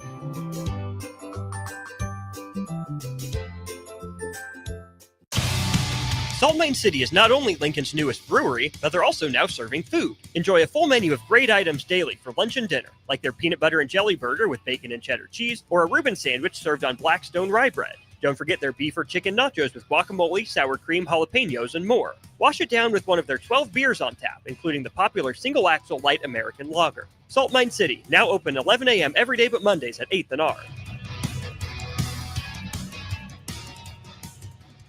There's no place like McKinney's Irish Pub for St. Patrick's Day, so mark your calendars to join in on the fun for their 11th annual Street Festival. The party starts on Saturday, March 15th, with tons of giveaways, a kilt contest, great Irish food, and green beer, and continues on Monday the 17th for actual St. Patrick's Day. Doors open for the bar at 11 a.m. on Saturday and 9 a.m. on Monday, and the street party starts at 2 p.m. both days. Don't miss out on great music and great fun with no cover charge for St. Patrick's Day weekend at McKinney's 8th and P in the Haymarket.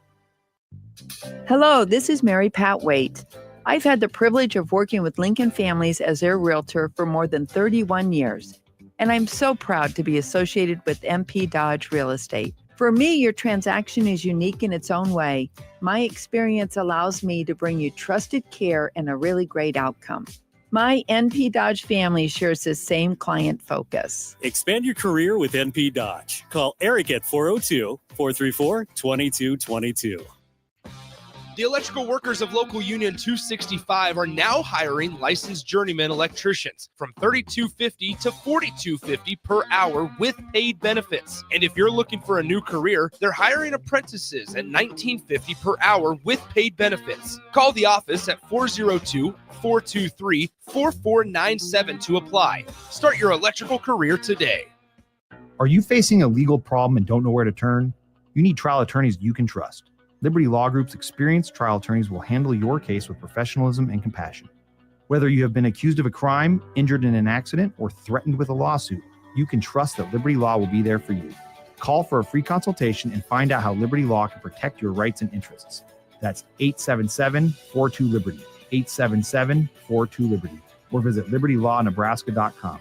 Liberty Law Group, trial attorneys you can trust. In today's digital world, you can never be too cautious when it comes to your security. Cyber attacks are affecting more businesses every day. At Hamilton Business Technologies, we understand the stress and impact a cyber attack can have, not just on your bottom line, but on your ability to serve your customers and protect their trust. That's why we are passionate about safeguarding your business. From real-time threat monitoring to advanced security protocols, we help keep your data safe, allowing you to focus on what matters most. Hamilton Business Technologies. Real people, real technology solutions. Connect with us at hamiltonisbusiness.com. Hi, it's Joel Norman, the voice of your Lincoln Stars hockey team. Tune in to 93.7 The Ticket to hear the latest on the Stars with myself, head coach Rocky Russo, and special player guests. Now back to On the Block with Eric Strickland, Jay Foreman, and Austin Orman.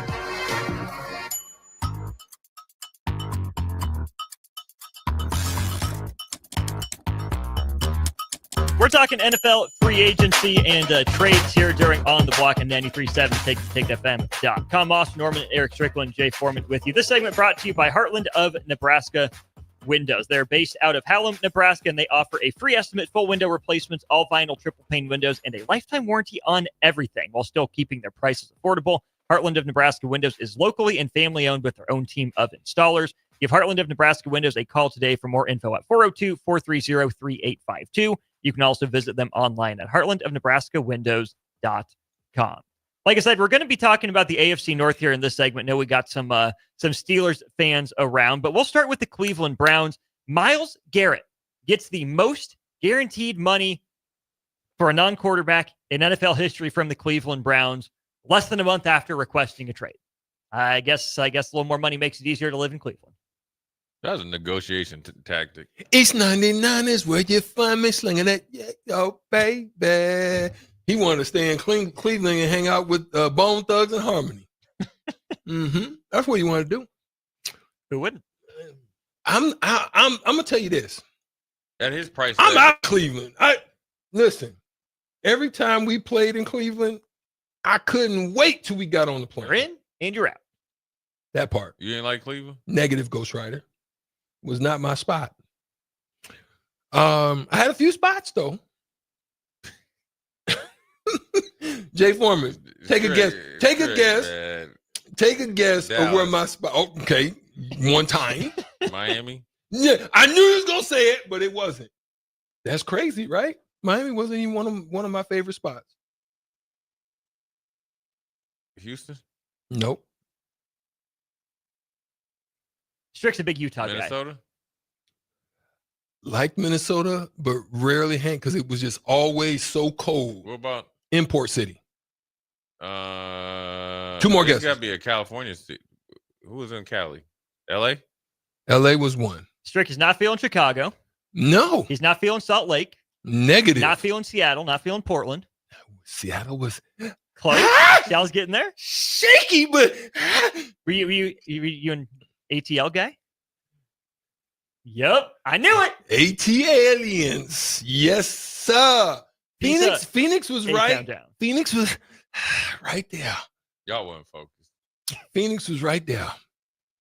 But y'all weren't New York was it too, though. Yeah. Oh, yeah. Because when you played Jersey, it was still David New York. from Renew also You know got what I'm saying? Atlanta. You know what I'm saying? Okay, Jay, talk to me. I can't believe it. So what would make a guy? What would make a guy? For Myles Garrett. How much? 123 guaranteed. So That's your answer. is Myles Garrett? But he was the number one. The pick. Harden, the James Harden of football, because James didn't want to. He didn't really want to. To me, he didn't really want to go somewhere where he's challenged. I think he realized. First of all, when you get on there, I'm gonna tell you what happens. I mean, I've never been in this position, but I know this. It's purposeful when he got on the TV and said, I want to trade. And he's like, there's no turning back. That made Cleveland overextend themselves. Yeah. He probably also knew there was maybe two teams that maybe could have and would have traded for him. And that wasn't a guarantee, especially with getting paid $123 million guaranteed. So he got it from Cleveland. Only on a short deal. No way you do like Washington would have did it with a 3-2.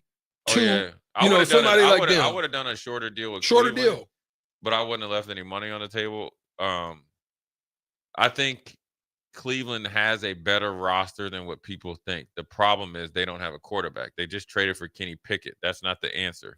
Deshaun Watson probably is done for the season. He's probably done, period. But that's a lot of money tied up in him. I think with Myles Garrett, it worked out perfectly. I don't think he's like James Harden because I think Myles Garrett, if Myles Garrett went to Philly, he would produce. I think if Myles Garrett gets who wouldn't produce in Philly? No, I'm saying if he got to NFC Championship game, he gonna produce.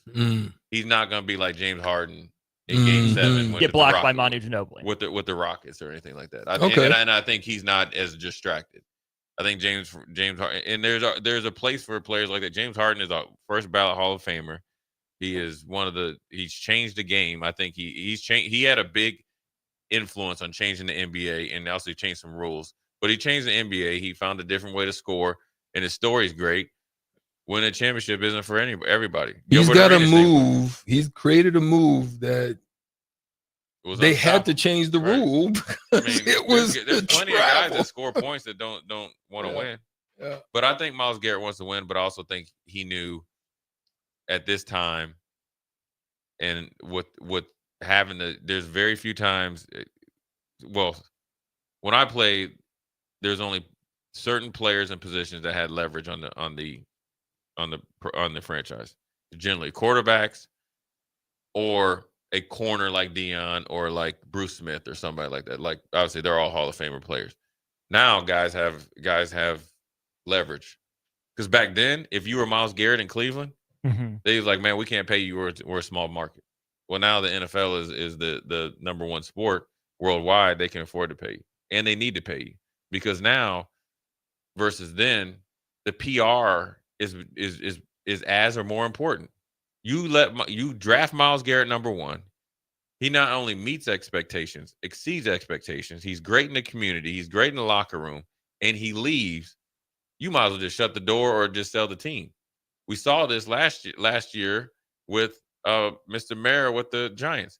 He came in there and said, "Listen, man, I'm gonna trust you not to sign back Saquon." Because remember, they were like, "Oh, Philly's lowballing, Chicago's bringing up the market." He said, "Listen, I don't care where he goes, as long as he don't go in the division in the Philly." He said, "As long as he don't." You're right. And he said, what did he say? He's the most popular player, and he's our most prominent player. Mm-hmm. And so that means something. So then, Cleveland paid for it. Deshaun Watson gone. Speaking of not paying for it, though, Cincinnati, not paying for anything. You see all the moves the AFC North is making. They promised Jamar Chase that he's going to be the highest paid non-quarterback in football. And then their division rival sweeps that right out from underneath their feet, gives it to Myles Garrett, driving up Jamar Chase's price. Oh, and Trey Hendrickson's on his way out of town. Did the Bengals miss their window? Are the Bengals screwed? I told you during the season that Did they trade Joe Burrow at this point? No, that ain't that bad now. Come on now. The window is officially closed. And it's crazy because they were one game without making the playoffs. It's closed. Trey Henderson's gone, and then Hubbard retired. Mm-hmm. So your two difference makers, or two of them, are gone. Bates is in Atlanta, made the Pro Bowl. He was your safety. He was your safety value. Now you got Wilson in the middle. The knucklehead Pratt, 57, the linebacker, who might be one. Cam Taylor-Britt. Yeah, he's up. Mm-hmm. Now you got to think about paying him, and is he a top tier corner, second tier? And then Pratt, the linebacker, might be one of the worst teammates I ever seen. Dang. Homeboy throws in. You mess up a coverage? Yeah, East Drake lost the game. Yeah, he right there too. Hey, he tell the reporter, yeah, that dude down there messed the game up. Yeah, you talk about he's throwing people like ludicrous, telling them to move. Get out. So yeah, he's trying to move him into the way of the bus. I see. Not out the way. I'm telling you, the biggest miss for Cincy. Left tackle? No, letting Joe Mixon leave. I think they underestimated, and the Texans really realized how good Joe Mixon was and what he meant to that team. He was the toughness. He could bring out toughness in their offensive line because he was a tough runner. He gone. He's in Houston, and that's gone. And you know what? Brown did a really good job, but he's not Joe Mixon. No. Now he will be eventually, but he's not right now. When this window needs to be open, and what was it? What really hurt them early in the season? They couldn't run the ball. I mean, Houston's offensive line was by no means like bowling people over, but he knew how. So I think Cincy, I wouldn't say they're done. I just think Baltimore is number one. Pittsburgh is a clear 2. And then who's going to suck slightly less? Cincy and Cleveland. Cincy should be a lot better. I right? think, yeah. Well, you got a quarterback and 2 number 1 receivers. So you're in a way better position than Cleveland. So, but just by that alone, you're number 3. But you're not getting the playoffs at number 3. Stricky, how close to done are the Bengals? Yeah, I feel the same way as Jay. I think they missed their window. I think they've missed their window, and then it wasn't just necessarily play; it was injuries, it was different. Yeah. So it was a lot of things that happened that was unfortunate, but they're not a destination location. You're heavily now invested after rookie scale deals in 2 important areas, but really it's 3 positions, and they're at their offensive side. So you can't get better at your line because you got to try to maintain some form of defense, and that's shaky. So it's to me they just got DC. They've got nowhere to go. Yeah, I think if they could find a way to be like the Rams, where you really draft and develop rather quickly, and also Philly as well. You got to think a lot of those Georgia guys kind of got like a playing redshirt year, and then they ushered them and they're ready to go. If they can really hit on their draft in middle to low range free agents, guys that outperform the contracts based on what the market says. With Joe Burrow, I think they beat Pittsburgh. Like if that happens this year, I think Joe Burrow gives them an edge over whoever's quarterback at Pittsburgh. Because I think Jamar Chase and Higgins are better than DK and Pickens every day of the week. Mm-hmm. So, I will say for Cincy, I think they've tried to do what you need to do to win. Like they've drafted offensive linemen, they've free agency, offensive linemen, and put a lot of them, and they just all have kind of, like they just haven't worked out. And then as that's happening and not working out, your players on defense are either getting older or need to get paid. Bates ends up leaving. And then you got Henderson that needs to get paid. And then you got Hubbard that decides to retire. You got Geno Atkins, I don't think is there. You let DJ Reader go, who was their kind of really, really your tempo setter in the middle. So that's what really made that defense go when they were really one of the top defenses and when they were really doing well against Kansas City. Because DJ Reader, Trey Hendrickson, Hubbard, I think Geno Atkins was there. You could play those deep safeties, and Bates was a really good cover safety, along with Wilson is one of the better cover linebackers. You can't do that anymore. Speaking of the AFC North, the Cleveland Browns have just made a trade. Yeah. Kenny Pickett. Hey, Kenny Pickett that came up like the mob, though. He has. I'm going to give him credit. Hey, listen, he was good 1 year in college, really good 1 year in college, gets drafted by Pittsburgh first round, kind of gets, they didn't have an offensive line, didn't have receivers, so he got shafted. Goes to Philly, chills for a year, wins the Super Bowl, so that's done. Now he gets once they traded him to Cleveland, he's gonna get paid. Now it's not gonna be like a huge contract, but they're gonna be paying him like is as much or a little bit more than what Jameis made last year. Mm-hmm. And he will start most likely. And if they bring in somebody, it's going to be a younger guy that's going to be the future. So he'll be there for a couple of years. And you know what? I mean, let's see what he does. Let's see, indeed. Dave, we see your question on the Sartor Heyman Jewelers text line. I think that's a good one to go over when we get back for Match Point, sponsored by League One Volleyball Omaha. But this last segment was brought to you by Heartland of Nebraska Windows. You can check them out at heartlandofnebraskawindows.com. One final segment for On the Block on Monday after this. Follow Austin Strick and On the Block on Twitter at Austin Orman, eStrick20, and On the Block 93.7. More of On the Block coming up. Hey there, fellas. It's your girl Jordan with Sartor Heyman Jewelry. When it comes to gift giving, it's all about the wow factor. And let me tell you, nothing wows quite like jewelry. Whether it's a delicate necklace or a statement ring, jewelry makes the right statement.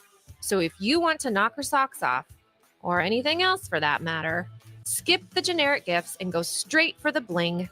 Until next time, this is Jordan at Sartor Heyman Jewelry. Happy shopping, guys. I'm softball player Jordy Ball, and I'm proud of my Nebraska roots, and I'm proud to be back home. And at Midwest Bank, they're proud to be your local community bank. They believe in family first, taking initiative, showing integrity, and rolling up their sleeves to support their local communities. They treat everyone like family, no matter where you're from. Whether you walk into a branch in York, Lincoln, Norfolk, or Pierce, you know you're going to be welcomed with a smile. Your community, your bank, Midwest Bank. Hey volleybalfans, this is Laura Dijkema, national player of the Netherlands and now the setter on Omaha's newest professional team, Love Omaha Volleyball. League volleyball is bringing the heat this year. Don't miss your chance to see Olympians, national players and national champions right here in Omaha from now through April. We can't wait to see you cheering for us in the stands. Visit lovboma.com to buy single match tickets to see me and Love Omaha Volleyball in action. Go Big Green!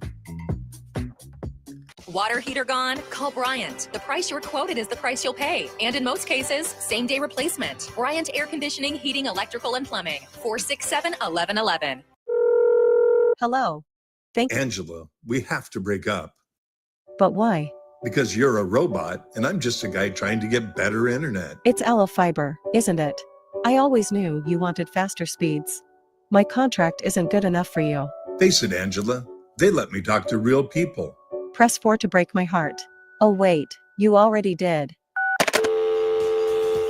Visit allofiber.com to switch today. The electrical workers of Local Union 265 are now hiring licensed journeyman electricians from $32.50 to $42.50 per hour with paid benefits. And if you're looking for a new career, they're hiring apprentices at $19.50 per hour with paid benefits. Call the office at 402-423-4497 to apply. Start your electrical career today.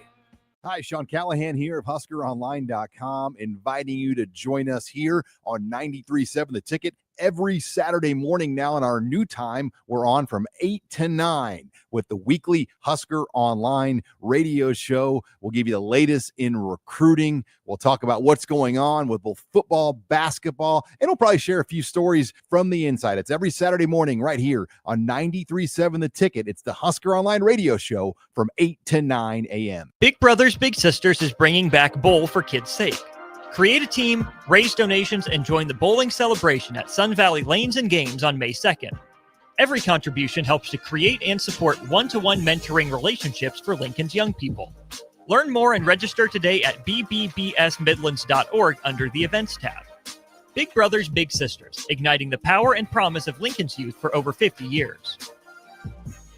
Rashawn Jackson here for Bauer Underground, who has been serving local contractors and utility contractors all across the state since 1997. When you see the black and white trucks, you know the baddest dudes in the business have arrived. Bauer is currently looking for equipment operators, laborers, diesel mechanics, and aerial linemen. Join the brotherhood built on hard work, authentic people, and pedigree of success. Bauer, a family-friendly company who reminds you, go Big Red! Attention all wing fans! Buffalo Wings and Rings has daily specials that will make you want to stop in on all days of the week. Kids eat free on Mondays, and on Tuesdays, enjoy 89-cent boneless or traditional wings at a price that makes the whole family happy. And come back on Wednesdays for $1.29 chicken tenders all day long. Get to Wings and Rings today at 68th and O or in Williamsburg Village.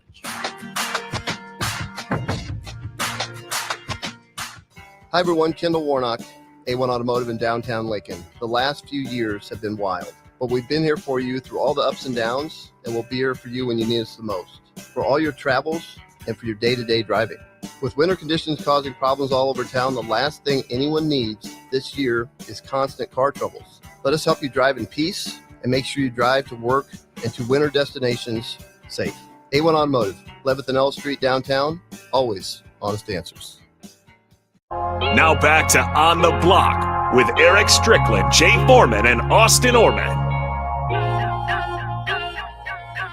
Back one final time here for the day on the Block. Austin Orman, Jay Foreman with it. Easter egg had to bounce out of here. This final segment, as always, brought to you by League One Volleyball Omaha. Get tickets to check out League Volleyball Omaha in action at the Liberty First Credit Union Arena. The tickets are online at lovboma.com. Question from the Starter Heyman Jewelers text line for you, Jay. Dave Dipple says, I'm a Steelers fan. Ask Jay what he would do at quarterback for them. So if you're Pittsburgh, what are your options? Where are you going at QB? Well, they just got the Darius Thompson and the trade with Pickett. I'm going Dorian Thompson-Robinson. Dorian Thompson-Robinson. You feel like he actually was pretty good in the preseason. I watched him. Developmental guy. To be honest with you, as long as the price tag is right and his mind is right, I'm going A.A. Ron. Not Daniel Jones? I would. Daniel Jones would be second. I think Russell Wilson's gone. I think he's going to New York. Yeah. Giants. I can see it. That's what it sounded like. I would probably do A.A. Ron. And I mean, worst case scenario, you bring Russell back. I think Russell with DK, but I'm telling you right now, I got to get rid of George Pickens, though. You got to go. Yesterday. Like, I'll trade you for a 7th round pick. Woo! I just want you gone. Tried to get a 7th, if not. I'm not cutting you. I'm just you're going to be suspended. Anything you do, you 1 minute late, fine. Contract detrimental to the team. Yeah, I think I like Daniel Jones, man. I mean, sounds like Colts and Vikings are the front runners for him, but I'd like to see Pittsburgh get involved. I worry about him going to the Colts because he's better than Richardson. Yeah. Right now. Yeah. So would that be the best fit for Daniel Jones? If I'm Daniel Jones and his agent, I'm still now Minnesota's appealing because they traded for you or they signed you immediately after getting cut. And I know O'Connell likes him, always has. How does that affect JJ McCarthy? You spent a first round pick on him. He would have started most likely. Let's just assume he's coming back. Or do you think he needs a redshirt year? And that's fine. But does Daniel Jones, I mean, if I'm Daniel Jones, I'm trying to go to Pittsburgh on a 3 to 5 year deal. And meaning you're only going to play 2 or 3 years. So right. I mean, so at least you're going to be able, but you got DK, you assume George Pickens is going to be gone. If not George Pickens is there, then you can, kind of go from there. And that means Mike Tomlin is going to be in there. I mean, I like Pittsburgh for all those quarterbacks, but whoever can get there first. Aaron Rodgers is tricky. Now, I will tell you this. If Daniel Jones goes to Pittsburgh, which I don't think he's on their radar, but just say the Colts do take Daniel Jones. Russell Wilson stays at Pittsburgh. If I'm Aaron, or, if I'm Aaron, I'm going to the Vikings. Why not? I got 1 year. I'll teach this dude everything he needs, and he probably does need to wait a year. And O'Connell will get the most out of me. Yeah, and I'm motivated. Last 6, 7, 8 games, Aaron played all right. Sure. I mean, Seattle just messed it up with the Geno trade. No, man, you gave old buddy the $100 million. Oh, Darnold gave Darnold the bag. Yeah. Hey, but they say Paco Hercules might be gone. No way. Yeah, they said that Cleveland might trade for him. Yeah. Ooh. Interesting. Yeah, that might be all right for Cleveland. You got Jerry Jeudy who got off last year. Yeah, I'm saying I like it for Cleveland. I still think they gave up on Baker too early. Yeah, but you can't change that. You can't. They did Baker wrong though. Right. Matter of fact, Dr. Rasdan's coming in for old school. We have a thing that we have what we're going to talk to him about. I'm going to ask him about Baker Mayfield in particular and Kirk Cousins because Baker Mayfield had a torn labrum. Yeah. Labored and just kind of like gutted it out to get him to the playoffs. Then had surgery. They're like, yeah, your arm. Then they thought, yeah, your arm looks like it. Not the same. You lost your fastball. Hey, man. I'm telling you, man, they do some cold stuff to you in the league, though, man. They like, I'll never forget. I mean, I only have a couple regrets football-wise. Probably could have handled the trade better with Tom Donahoe. I was popping off. Sure, Tom Donahoe could have handled it better, too. The timing. Bro, you could have told me this. Anyways, the other one was I had it. Now, the surgeon was good. I should have got a second or third opinion, but they were telling me you're going to be back, so we want you back healthy. But in reality, you just want to get healthy enough to be, or you want to pass a physical during free agency time. So here you are. Then like you wake up. I'll never forget this, man. I woke up, boy, and I was hell on wheels. What is it? Anesthetic or something? I had to apologize. Said some things. And my leg hurt. Oh my God. It hurt. And I didn't want to take morphine. Because I didn't want to be right. Yeah. But when your pain levels are up, I could take the pain, but my blood pressure was high, right? I didn't know that. Yeah. So they were coming in. Man, and I got out of surgery and kind of came due, got the paper. And they was like, yeah, they trying to trade Jamie Sharper and Jay Foreman. Oh, your boy was hot. Because I wouldn't have got surgery. You're in pain, your blood pressure's up. I wouldn't have got surgery then. So, yeah. Interesting. But but that's the Baker thing, though, right? They got he got him to the playoffs, and then he's mad at was it Freddie Kitchens? Yeah, because that was it. And then remember he gave him the stare down. Oh, that was cold, man. Yeah. Hey, before we go to break, we got to give a shout out to High Point University in North Carolina. How about him? Old buddy number Probably 3. the second best basketball team in that state right now. Yeah. One of my friends back there played there. And I sent him the video of number 3 with the stare down. Oh, that is the meanest mean mug I've ever seen in my life. But that's straight out of a cartoon. You talking about a rivalry, though. Yeah. Winthrop. Them and Winthrop. Yeah. That's the Hatfields and McCoys. Literally. The Hatfields and McCoys. That's North Carolina. Yeah, that's the outskirts of Charlotte and some people up in the mountain. You know? Yeah, it was serious though. Yeah. So shout out to my boy Eric. He's excited. So real shout out to the Colts, though. I mentioned the Cam Bynum sighting, but Charvarius Ward in the fold as well. You got a true lockdown corner to go with all the plethora of DBs they got and the pass. Him, Kenny Moore. They just need Nick a quarterback. Cross at safety. They just need a quarterback. Now they need. I'd like another linebacker. Yeah, but you can. I don't know. I'm gonna shoot myself. You can find those dime a dozen. You know, he said it. Yeah, he said it. We dime a dozen. They also did bring back Braden Smith. They didn't cut him. Would have saved like $17 million. He was dealing with some personal stuff at the end of last year. Never found out what that was. It's kind of weird. Good player when he's around, but I was a little curious about that one. I think they know more, and so I'm sure it's on the up and up. It's kind of like the Rams bringing back Stetson Bennett. His problems are a little bit more public. So as long as you're there mentally, physically, they'll be there. And essentially, got a red shirt. I'm sure they reworked his contract to get back some money, allow him to do some stuff. I think the Colts, as long as they stay healthy, especially across the offensive line, they'll be fine. It's all dependent on the quarterback. Need quarterback to come through. Tight end would be really nice to get least tight end production in the NFL last year. And am I crazy for wanting a solid backup behind Jonathan Taylor out of the draft? No, because there's so many running backs, you'll get more. Got in the 4th or 5th? Yeah, you'll get more than a solid backup. And then it's like, what are we going to do with the Chiefs? Ooh. What are you Chiefs fans thinking? All you Chiefs fans talking about we are going to win another Super Bowl. Who are we going to draft? We lost against Philly. Nick Greggeth. What do you want the Chiefs to do? I'm going to tell you that Nick Greggeth is a good dude. My man Dell, I call him Dell. He's a huge Chiefs fan. He can throw down on the grill. He can cook me under the grill. He can. What you grilling tonight? I ain't grilling nothing. I'm telling you, he can.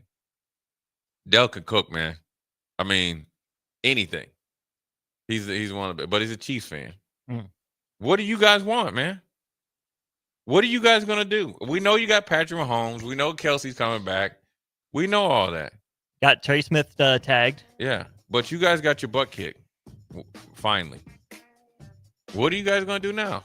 Text in so we got Dr. Razdan coming in on old school. Then got Josh Allen to talk about. Man, he broke bread. He broke bread. A lot of bread breaking. Like, a lot of sideboard. Lot of cheddar. Labatt's blue is flowing, and buffalo wings is getting eaten. Oh my God! Bottomless. Listen. Josh Allen, Haley Steinfeld, your ring gonna be. You better nice. pick up the. I'm telling you, Big Tree Inn just got it's a 25% bonus.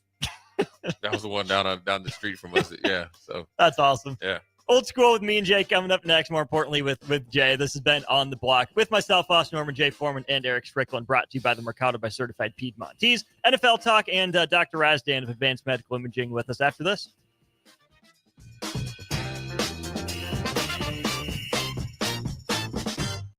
This is Lincoln's home for sports talk on the FM dial. Also online at theticketfm.com. On the internet. KNTK FM